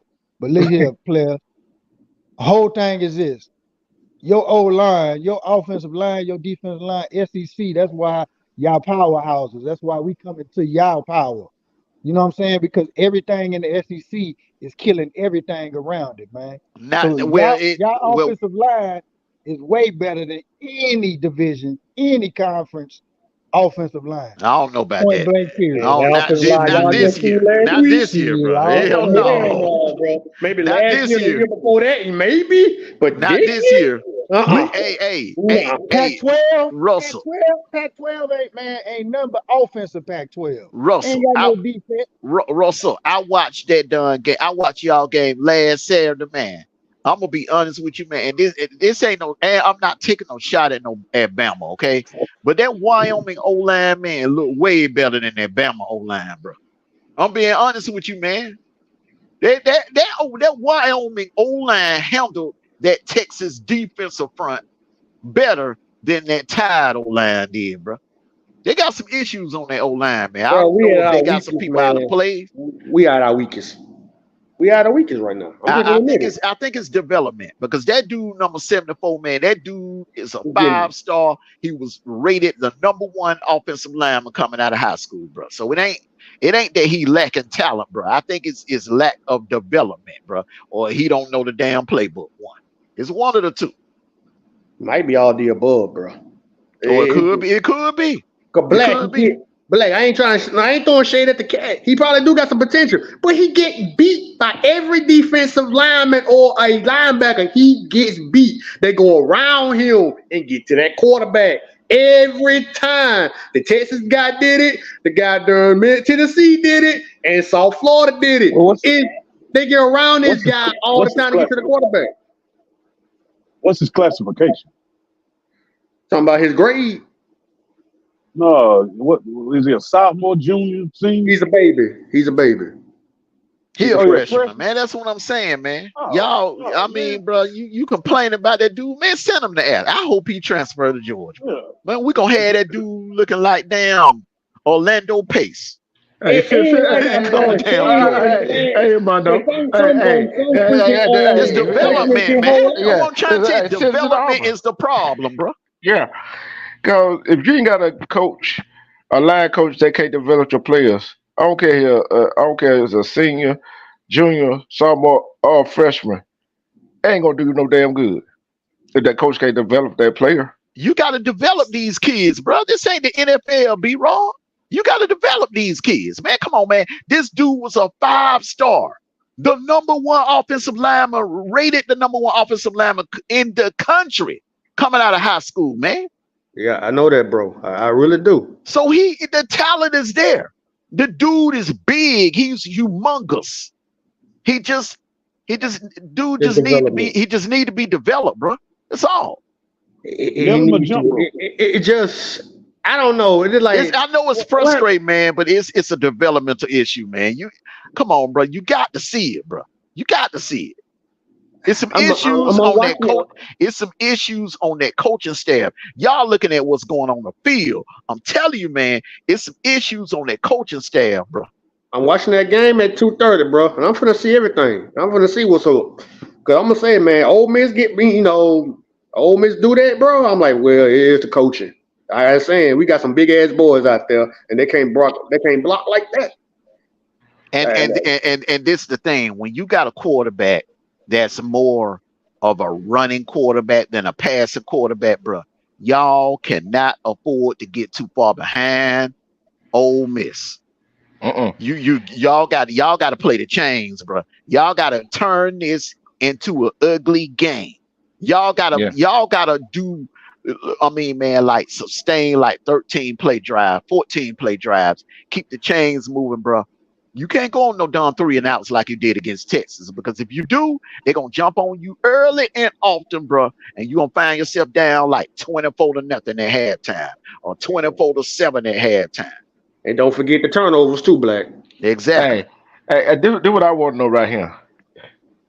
If Alabama loses to Ole Miss at home, after losing to Texas at home, how them fans gonna feel? Oh man, it's gonna be ugly. It's gonna. Come on, I know y'all felt that same pain. Georgia fans, Texas fans. Yeah. What y'all think? How we gonna feel, man? They gonna have a hard time go to the hospital, bro. I think the buzz about of the buzz about retirement is going to get louder, but they're banking on getting Dion. And I'm telling you, I don't see if Dion leave. I'm gonna make this prediction right now. If Dion leave Colorado, he ain't going to another team in college football. He leave. You got to keep an eye on what's going on down there in Dallas. I'm telling you right now. I'm telling you right, and Atlanta, bro. I'm telling you, man. That dude is in his last year of his contract, bro. If they don't win that division, if Arthur Smith don't win that damn, if they don't win that damn division, if the Falcons don't win that damn division, he gone. He gonna be fired. Don't think for 1 minute that Arthur Blank won't bring Dion back to Atlanta. And look at all the hype gonna be down here. And the thing is, and don't think he wanted to try to draft some of his players he had in Colorado. Man, they'll work out a deal. They will move up in the draft and they will get Shador to Atlanta. I'm telling you, man, it's a whole lot of scenarios. Look at Dallas. Remember, I said this. Even Travis Hunter. Even Travis Hunter. No, he got 2 more years. He got 2 more years. Yeah. Yeah. I'm sorry, even with 2 more years, he still get Travis Hunter. You see what I'm saying? After that. You know they putting stuff in these dudes' clauses in these NIL contracts where, okay, you sign, you playing for 4 years. That's how they're getting them. So a lot of these dudes that you see coming back for their 4th year and you wondering, damn, they good enough to go in the NFL. Why he coming back? That's why. They put these little clauses in these NIL contracts. Look, if we sign you, look, you got to stay 4 years at Georgia. You got to stay 4 years at Auburn. You got to stay 4 years at Texas. That's how they getting them, bro. When they talk, people listen. Yeah, bro. yeah. But man, like I said, that's why I'm not really too hyped up. Yeah, we want to. Hey, we're gonna have to win this game, but bro, I'm just going through the X's and O's, man. How we playing right now, man? It ain't nothing. We are our weakness, man. It's not like I'm giving up. It's just like I'm looking at it ain't no weak. How the hell is a weakness, bro? Y'all just had the number one ranked recruiting class in the nation, bro. Come on, man. It's a developmental issue, bro. Let me say this, Black. You can have all the team full of damn 5 stars, bro. Come on, man. Have all the talent in the world. I said this before. It's the coaching, the development, right? Development. That's what I said. That's what I said when they ranked y'all number one recruiting class in the nation. I said, yeah, that's good. That's good. We're all well and good, but that staff don't match the talent. That staff don't match the talent, bro. Like Jimbo Fisher chasing stalls. Yeah. And look what happened to him. Mm-hmm. They did. He had a historically number one. I mean, man, that damn class he had scored the highest in college football history, bro. You do know all them transferred last season, right? Well, some of them. At the end of last season, it's still some of them. Some of them some of them left. But Jason, a lot of them stayed. That's why they were so hyped up in the preseason. Remember, that was coming into the season.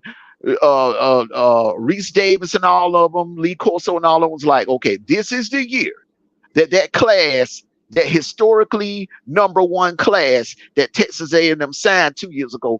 This is the year that they're gonna break out. This is the year, but it's Jimbo, bro. In development, he ain't all that, man. He overrated. I said this back when they won with Jameis Winston. That was more talent than anything. All right, let's go on to the next question. Can Notre Dame's defense slow down the Buckeyes' passing attack? Absolutely. I say yes. Absolutely. That is we agree on this, Black. Yes. Yes, they can stop it. Look, this is this man's forte. His forte is defense. Man, I'm looking at what he did in that Peach Bowl against us. That dude called a masterful game in that Peach Bowl against us. I said, man, that dude gonna be a problem when he go to Notre Dame and take over as head coach. Oh, that's the UFC defensive coordinator? No, No, that's that the wasn't. It was Cincinnati with defensive Cincinnati. coordinator. Oh, okay, my fault, my bad. I'm there. I'm be quiet. And It we was should have lost Cincinnati. that game. We should have lost that game. We got lucky. But you know, that we game. had George Pickens on the team, so things happen. But yes, this is this guy's forte. He calls defense. He's a defensive guru. And realistically, if you put pressure on Ohio State quarterback, they can't do anything. Mm-hmm. They're gonna dial up a lot of blitzes tonight. A lot of blitzes. Because that dude, he's not a running quarterback.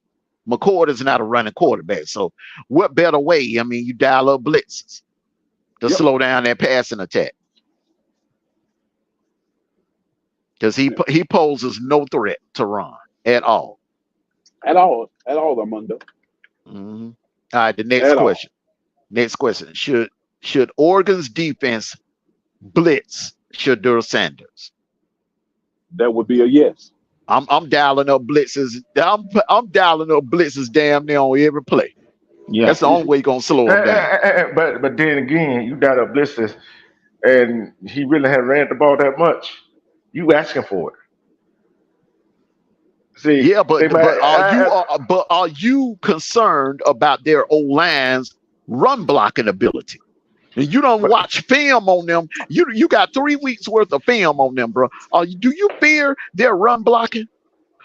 Not really, but do you want? But hold on. I got to push back on that too. Go ahead. Do you want to hear it? Go ahead, man. Do you want to take a chance? You blitz them and they gas you for 300-some yard rushing that game. Black, I agree. They're gonna leave them boys wide open. And then you already see how Shedeur ran at Jackson State, and he ain't ran that much either. Come on now, you taking a chance. You be taking a chance. I'm not blitzing up. I'm not blitzing up the middle. I'm sending safety blitzes on the sides. I'm coming from a direction that he ain't seeing the blitzes coming from. You see what I'm saying? And I'm putting some disguised blitzes, some delayed blitzes in there. But the only problem is he got a quick release. That's the only problem we got. You can have a quick release. You can have a quick release like Dan Marino had a quick release. But what was his Achilles heel? Dial up a delayed blitz on. But you dial it. But you can dial up a blitz all you want to. You blitz don't get there. Delayed blitz. But it's a disguise. You don't see it coming. I know what you're saying, but you're still taking a chance. You're taking a chance. You delay that blitz. Guess what? Hey, he say he do see him coming. You got a man wide open. That's a big game. Then what you do? See what I'm saying? You're taking a chance with a blitz. Then you know what they go if they blitz, right? You know what beats a blitz, right? Screen pass or delayed draws. You see what I'm saying? Mm-hmm. Hey, you take your chance. And how many big plays have we seen with a team? They thought, all they do is pass the ball. We're going to send blitz at them. They thought I can't run the ball. Guess what? On the screen and draws, they kill them every time, don't it? Yeah. A screen always be the blitz every time. Mm-hmm. Especially if they ain't disciplined. That's what I'm saying. I wouldn't send a blitz every time. I fake one. No, I ain't saying every time I'm running delayed blitzes. If I'm not running a delayed blitz, I'm sending an extra man often today. Because you don't want to do what TCU did. TCU let that man sit back there and dance all day and pick them apart, bro. 3-man, I'm not sending no 3-down line. I'm sending 5 or 6. 5 or 6. Yeah, I'm sending 5 or 6 at least. Because remember now, Oregon got a secondary. They got a nice secondary. Chiqueezy Bridges and the other guy on the other side, they got a secondary now. And they got some fast linebackers. Yeah. The fast linebackers don't mean a doggone thing. Who would you take? A wide receiver against a linebacker or a running back against a linebacker? No, but what the thing about it is, if your linebacker, if your linebacker can run like Nakobe Dean, goddamn it, it's an even. Not really. Cause the receiver know what route he running. Linebacker don't. Say that again, big bro. I said receiver or running back know what route he running. Linebacker don't. Mm-mm. Like I said, that's why I'm sending. That's why I'm sending. Like if I'm dialing up like corner blitzes and safety blitzes. Yeah. Because them corners are fast enough. If you put it like this, if you're gonna blitz Shador, because you know how elusive he is, if you're gonna blitz him, you better get to him. You better get to him. I'm not sending the linebacker because I don't really trust the linebacker being able to get hands on Shador. I'm sending my safety or a cornerback, or I'm putting in an extra safety as a spy in there. Remember that playoff game, man, where San Diego played the Baltimore Ravens? Yeah. And the guy put in an extra safety. He rushed 4 men and he had four defensive linemen and he played like 7 defensive backs. Mm-hmm. Now you can do it that way, man. You want speed out there on the field. You want speed out there on the field today. But we're gonna see what we're gonna see what Oregon do. But like I said, they got to run the ball. I've been saying that since that first game. Have I said Colorado got to show they could run the ball? They have not been showing it. There's been some pieces in there against against Colorado State last week, but they need to keep it doing that again. They got a hell of a back, but they ain't been, they need to start running down and get the pressure off of Shador. Because you know how some coaches, offensive coordinator, opened up the playbook the first 3 games. I don't think the offensive coordinator opened up the playbook yet.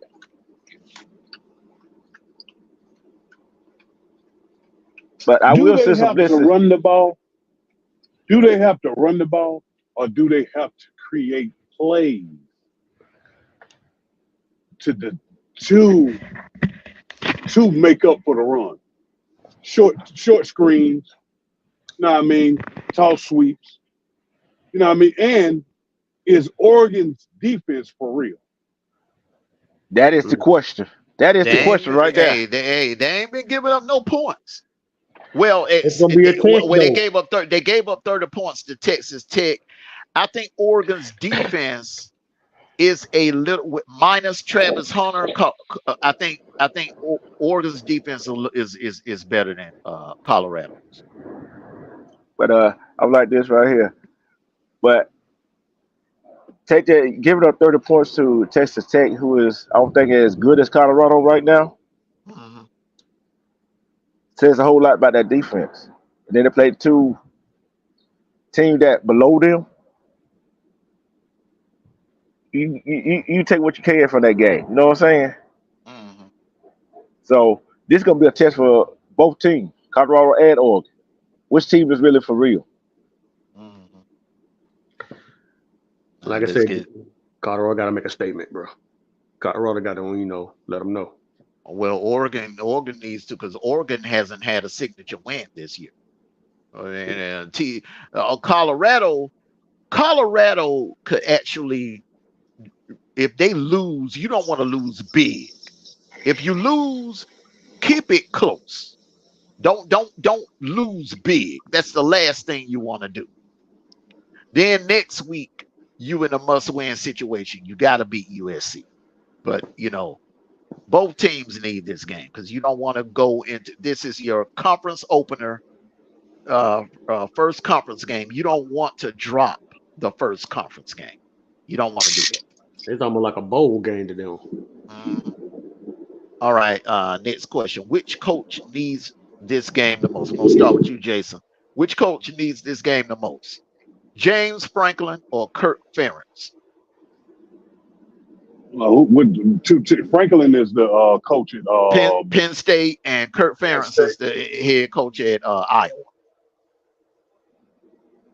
I don't know. I mean, I would say neither one of them have won a big game. Neither one of them have ever won a big game. They ain't won a big game, but I'd say Penn State needed more. Just from how what the media portrays. Yeah, because they've been knocking on the door. It's time to come on in. Yeah, You've been knocking I on the think the knocking Kirk, and knocking on the door, knocking on the door. Hey, come on in. Come on in, yeah, Penn State. Time to come on in. yeah. So the Kirk guy, you know what I mean, that program. I don't really feel like they take his program serious as a football program. So I would say Franklin needs it more. Because I mean, let's just be honest. Who has it? Franklin been at Penn State longer than this coach Farron? Kurt? Black. I'm asking. Well, whether he's been there longer or not, like you said, Armando, Penn State has been knocking on the door. So they're expecting. I think they're getting to the point where they're expecting more out of Mr. James Franklin. What'd you say? I gotta agree with Jason on that. James Franklin need this game more. Cause like I said, Penn State been knocking on that door. And when is that door gonna come open for him? Mm-hmm. And how many the last 2 seasons they've been in the upper echelon with Ohio State, Michigan. Am I right? Yeah, you're right. Keep going. And when it came down to them playing Michigan, Ohio State, what did James Franklin wind up doing? He laid it. When it was on laid it egg. James Franklin need this more. Cause guess what? Like them whispers gonna start at Ohio State and Alabama after the day. If they lose, the same thing gonna happen at Penn State. Yes. Yep. Yes. Absolutely, bro. Them Penn State fans are getting a little, they getting a little antsy too, man. They like, wait a minute there, James Frank. You been here where? You been up what, 4-5 years, man? It's time.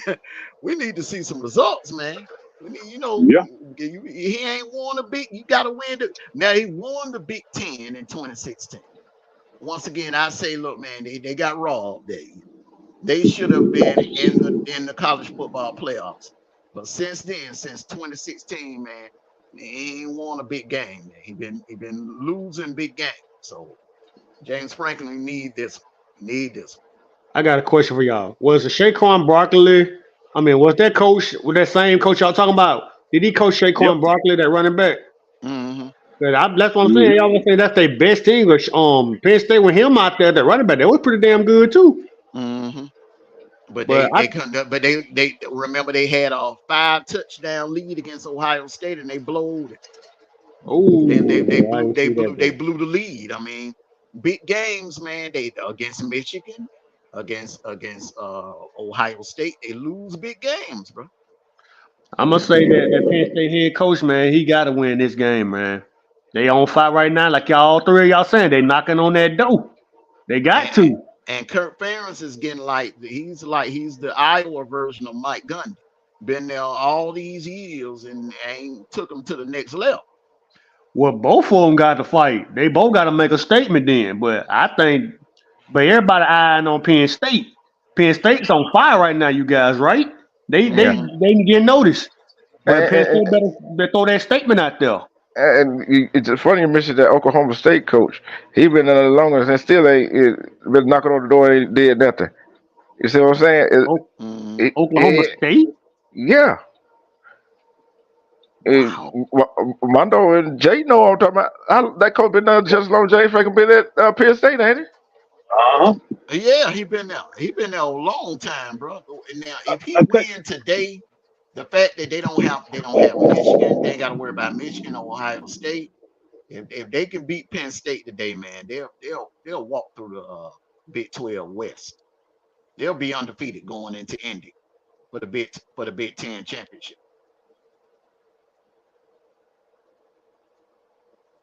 Next question. Okay.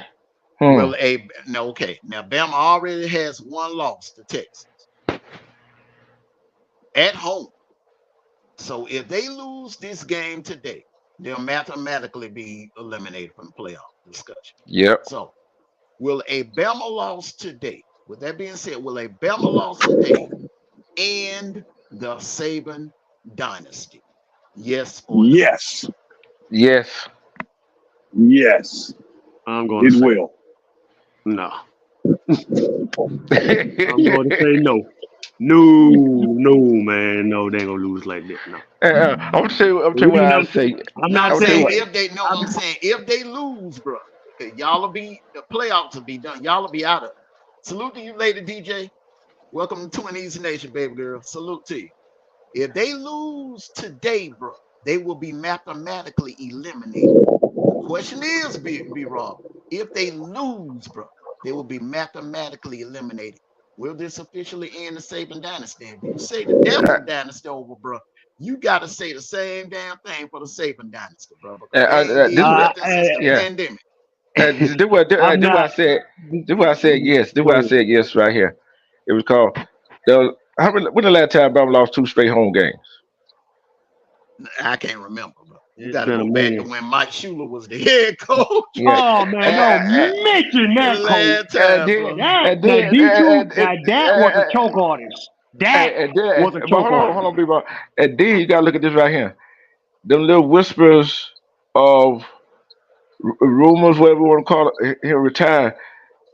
They're gonna be fans. Look, they gonna have fans say, "They say we go ahead and retire, so we get a coach in here." So where they want Dion, they want Dion. They ain't gonna get it. They ain't gonna get Dion. I think Dion heads to the NFL after Colorado. It just because he's the one. I think his style, the way he runs a program, I think he could do that with an NFL franchise. And I think Jerry Jones, because remember him and Dion are tight. They are real tight. So I think Jerry Jones will offer him a piece of the pie. I think he'll offer him like, hey, you come here and be the head coach / general manager. And I think Arthur Blank would throw that same off on the table to him too. Got a question for that. I got a question for that. That style that Dion do, can those grown men at the NFL can buy by that? Man, you talking about dudes that grew up with Deion Sanders posters on their wall, man. The respect level, man, will be totally different for Dion than it was for Mike McCarthy or that dude Arthur Smith that's there in Atlanta now. Man, Dion, man, a lot of them players look at Dion like a football god, bro.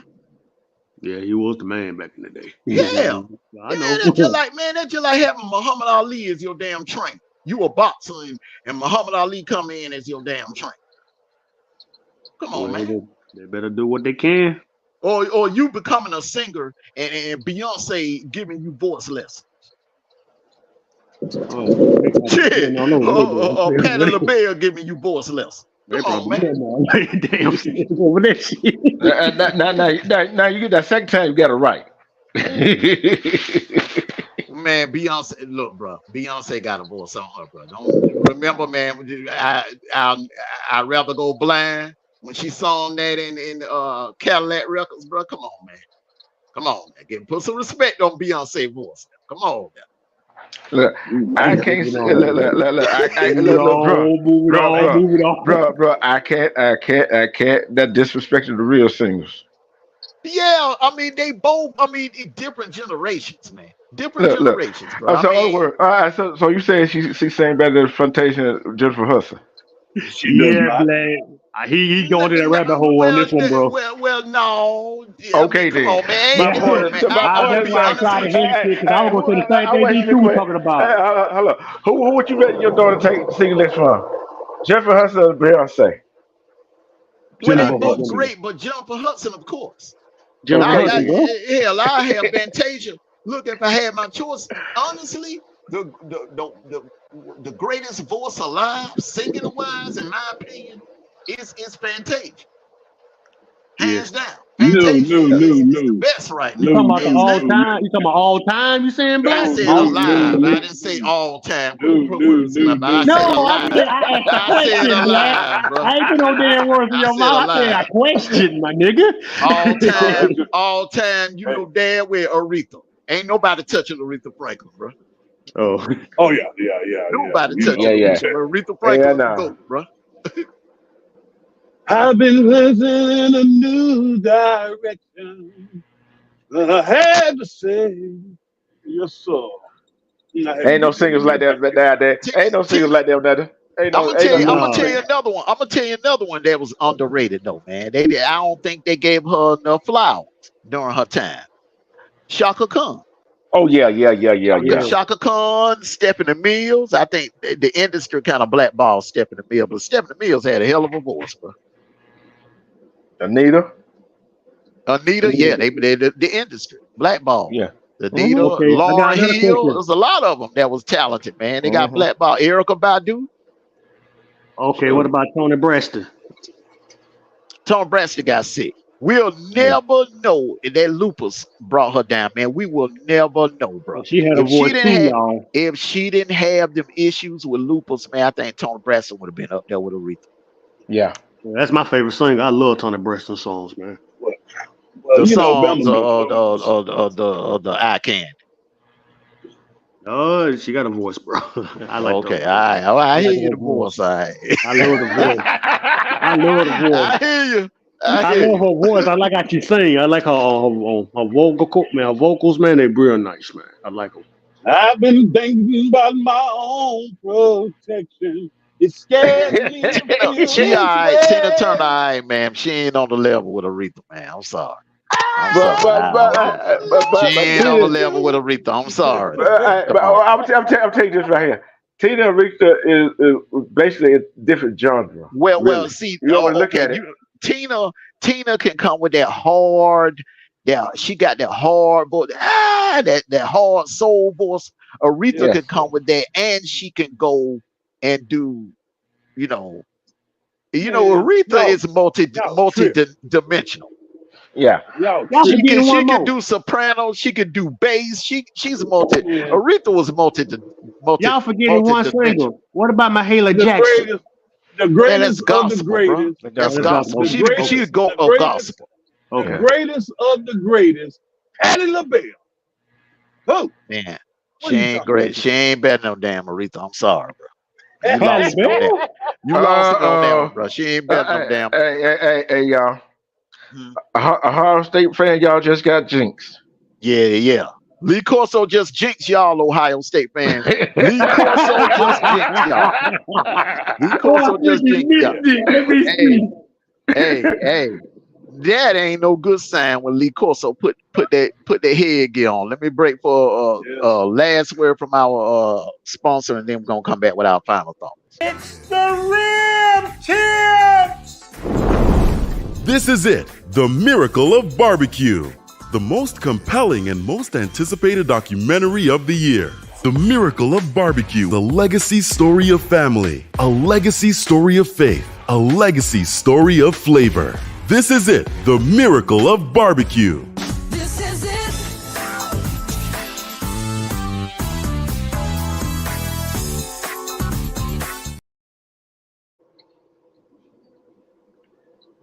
Oh, I like that picture. Where you get that picture from? I believe.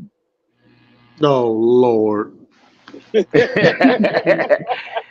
With you, bro, because you get too excited about this Colorado thing, bro.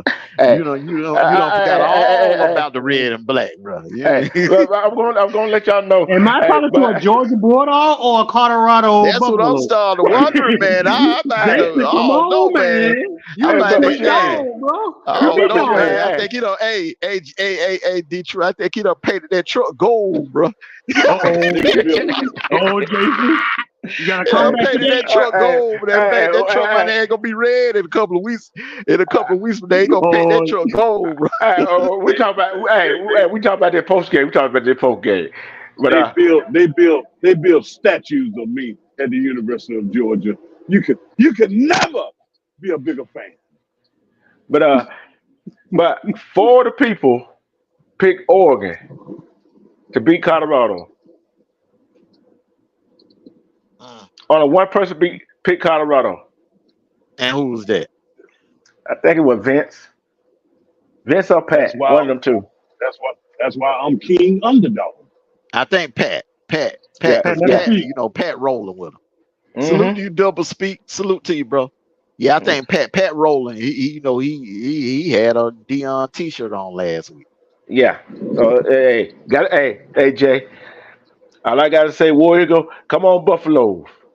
Put them dust to rest. The Buffalo from Dog Nation. Let's get it. There you go.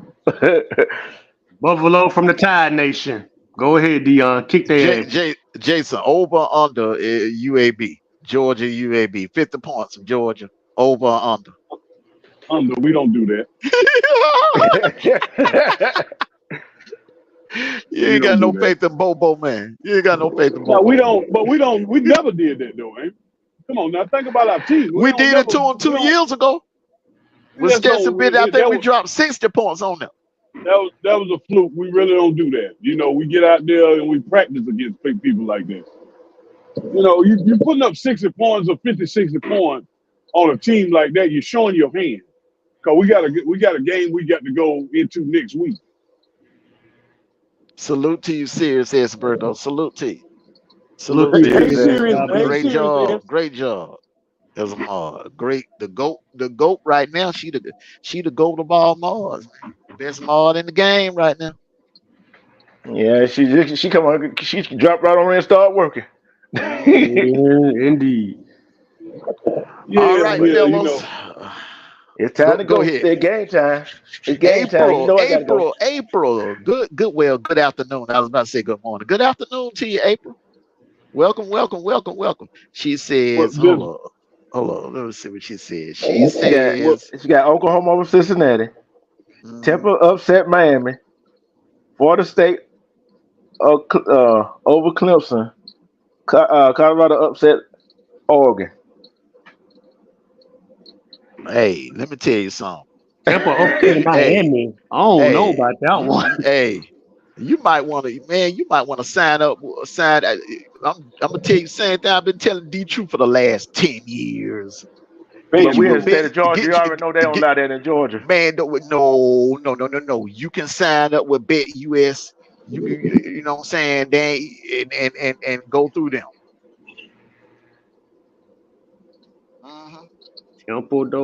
Temple upset Miami? No. Don't be surprised about that. I wasn't surprised. Hey, anything possible, bro. Any given Saturday. Hey, Temple been coming along pretty good though. Hey, she might have a system. Bro. She might have a system. She says she's serious, bro. She might have a system, bro. You know, a lot of times, man, when people make bets like that, bro, or make predictions like that, man, they have a system, bro. Especially when they're a young lady. I don't know what it is about young ladies that women have instincts, bro. They can see things happening before it ever happened. Remember that. Hey guys, Clemson and Florida State playing right now. Yeah. So I'm gonna go ahead and get your last words in, B-Rob. Because I know you. I know you dreading 2:30 to come around. Man, roll Tide, roll, and y'all have a good weekend, man. We just need to enjoy. Hey, we gotta play some good football, man. Y'all enjoy yourselves, man, and we'll see y'all later on tonight. Well, this afternoon we're gonna do a sports cast at 3:15 for during the Colorado Oregon game. But I know you gonna be somewhere nervous. You can come through when you if you get a chance to just come through at halftime. Maybe on halftime. I'll make a cameo appearance, maybe. Okay, April.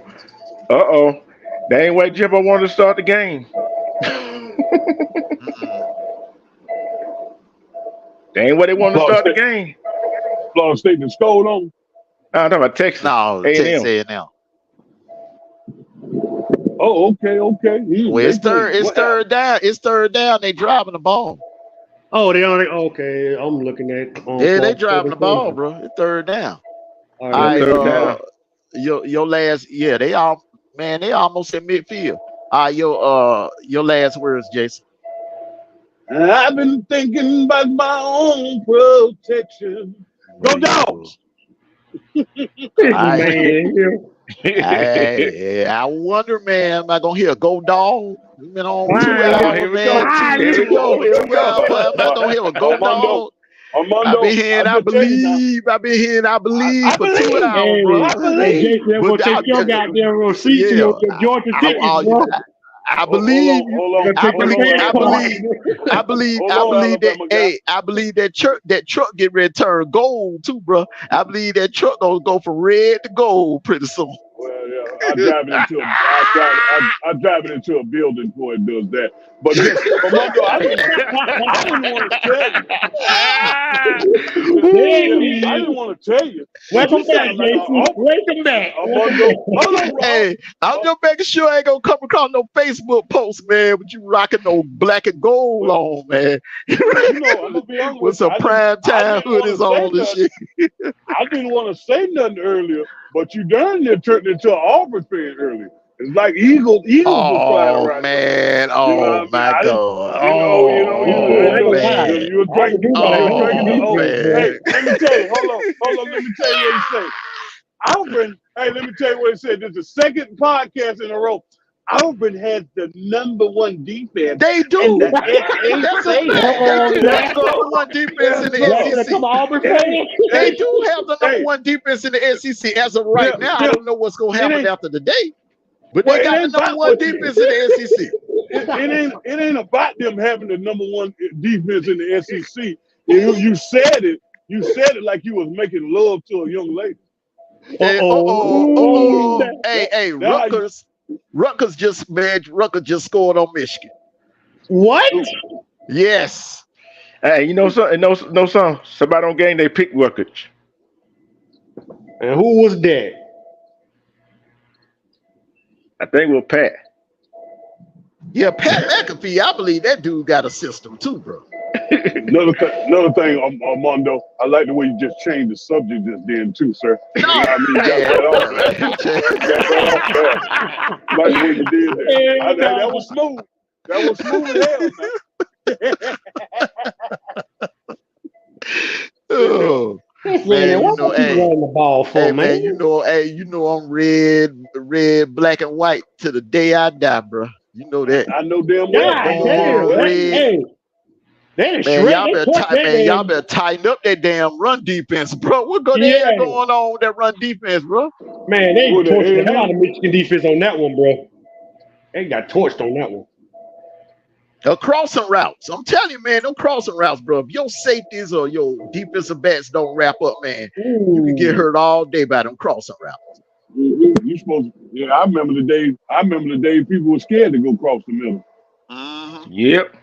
Yeah, that was back then when you could actually hit and play football. You could play defense. Now, you know, you barely touch the damn receivers come across the middle. Yeah, April. Who's she a fan of? She's a She's a Bulldog? Oh, I think she Bulldog.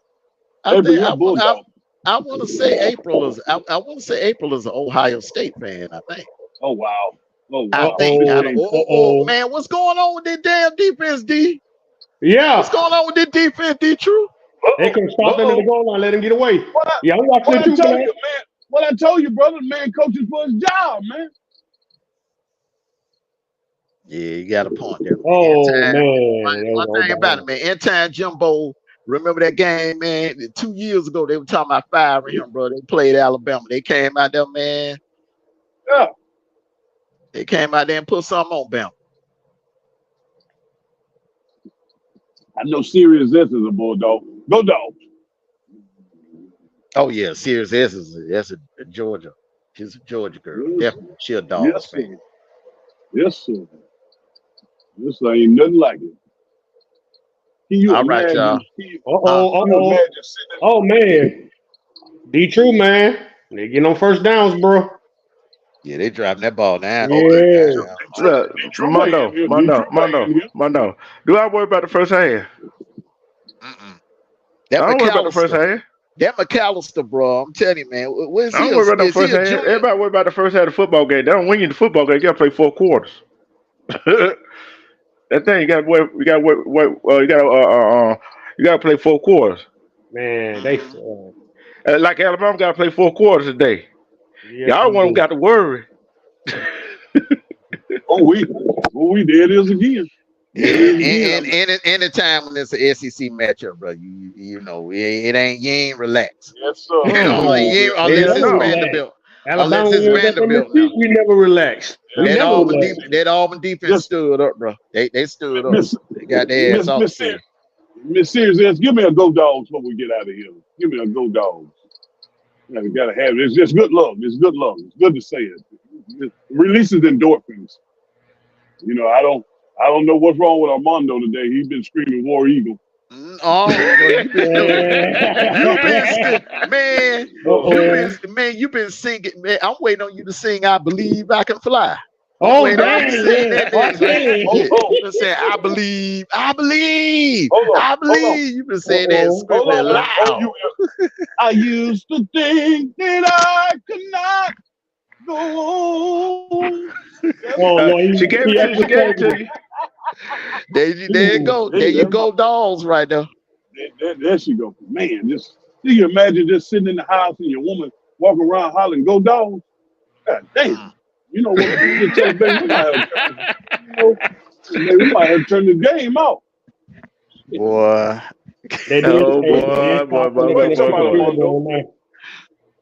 Testing them for the kick a field goal now. They stopped. They already kicked it. Yeah, 3-9. Yeah, mine late. You gonna get that count like dinner at the Waffle House. All right, Amos, I need you, Armando, I need your last words. I need to hit loud. Yep. Go dogs. Yes, sir. Well, Eagle, let's go. Go dogs. Time to go watch some games now. But I'll take it. All right, fellas. Hey, you gonna come back through with us at 3:15, D? It's gonna be here. The question is, instead of me asking that question, you should be asking B-Rob. Ooh, well, there goes shots fired. You know, Ty gonna be playing during that time. That man, I don't care. I can't wait on the floor. Look, that man gonna be somewhere pacing the floor. I can't wait on playing. So what? Around that time, we'll watch the game with him. We'll be on the podcast and we'll be watching the game with him. How about that? He ain't gonna want to watch no game with you. You're gonna be making that man nervous, Jason. Hey, y'all can come in and watch it. I don't give a damn. You know what I'm gonna say? Look at Holly Toddy. Look at Holly Toddy out there. Man, I'm just concerned about the offensive line. That's like I said, that's our weakness, man. The offensive line is our weakness, man. That's all I'm saying about that. Like I said, man, if we beat Ole Miss, man, they probably air-proof that whole week. She said, hey, she said, Candlelight at the Waffle House, Jason. You could do better than that, sir. Wow. You going down here, Jason? No, you didn't say no damn Candlelight there at the Waffle House, man. Come on. Okay.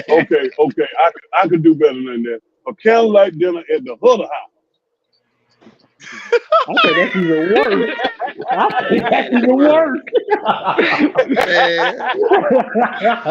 Let's go, fella. Let's do it. Yeah, I'm gonna watch this game.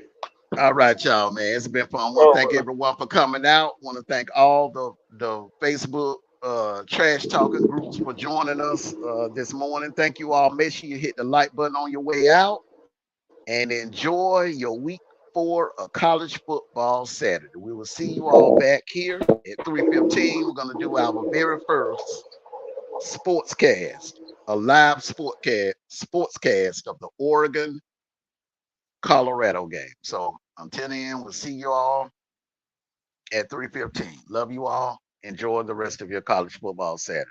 Make sure you pull back up at 3:15. All right. Until then, be safe out there, guys. Go Dogs. Roll Tide. And War Eagle.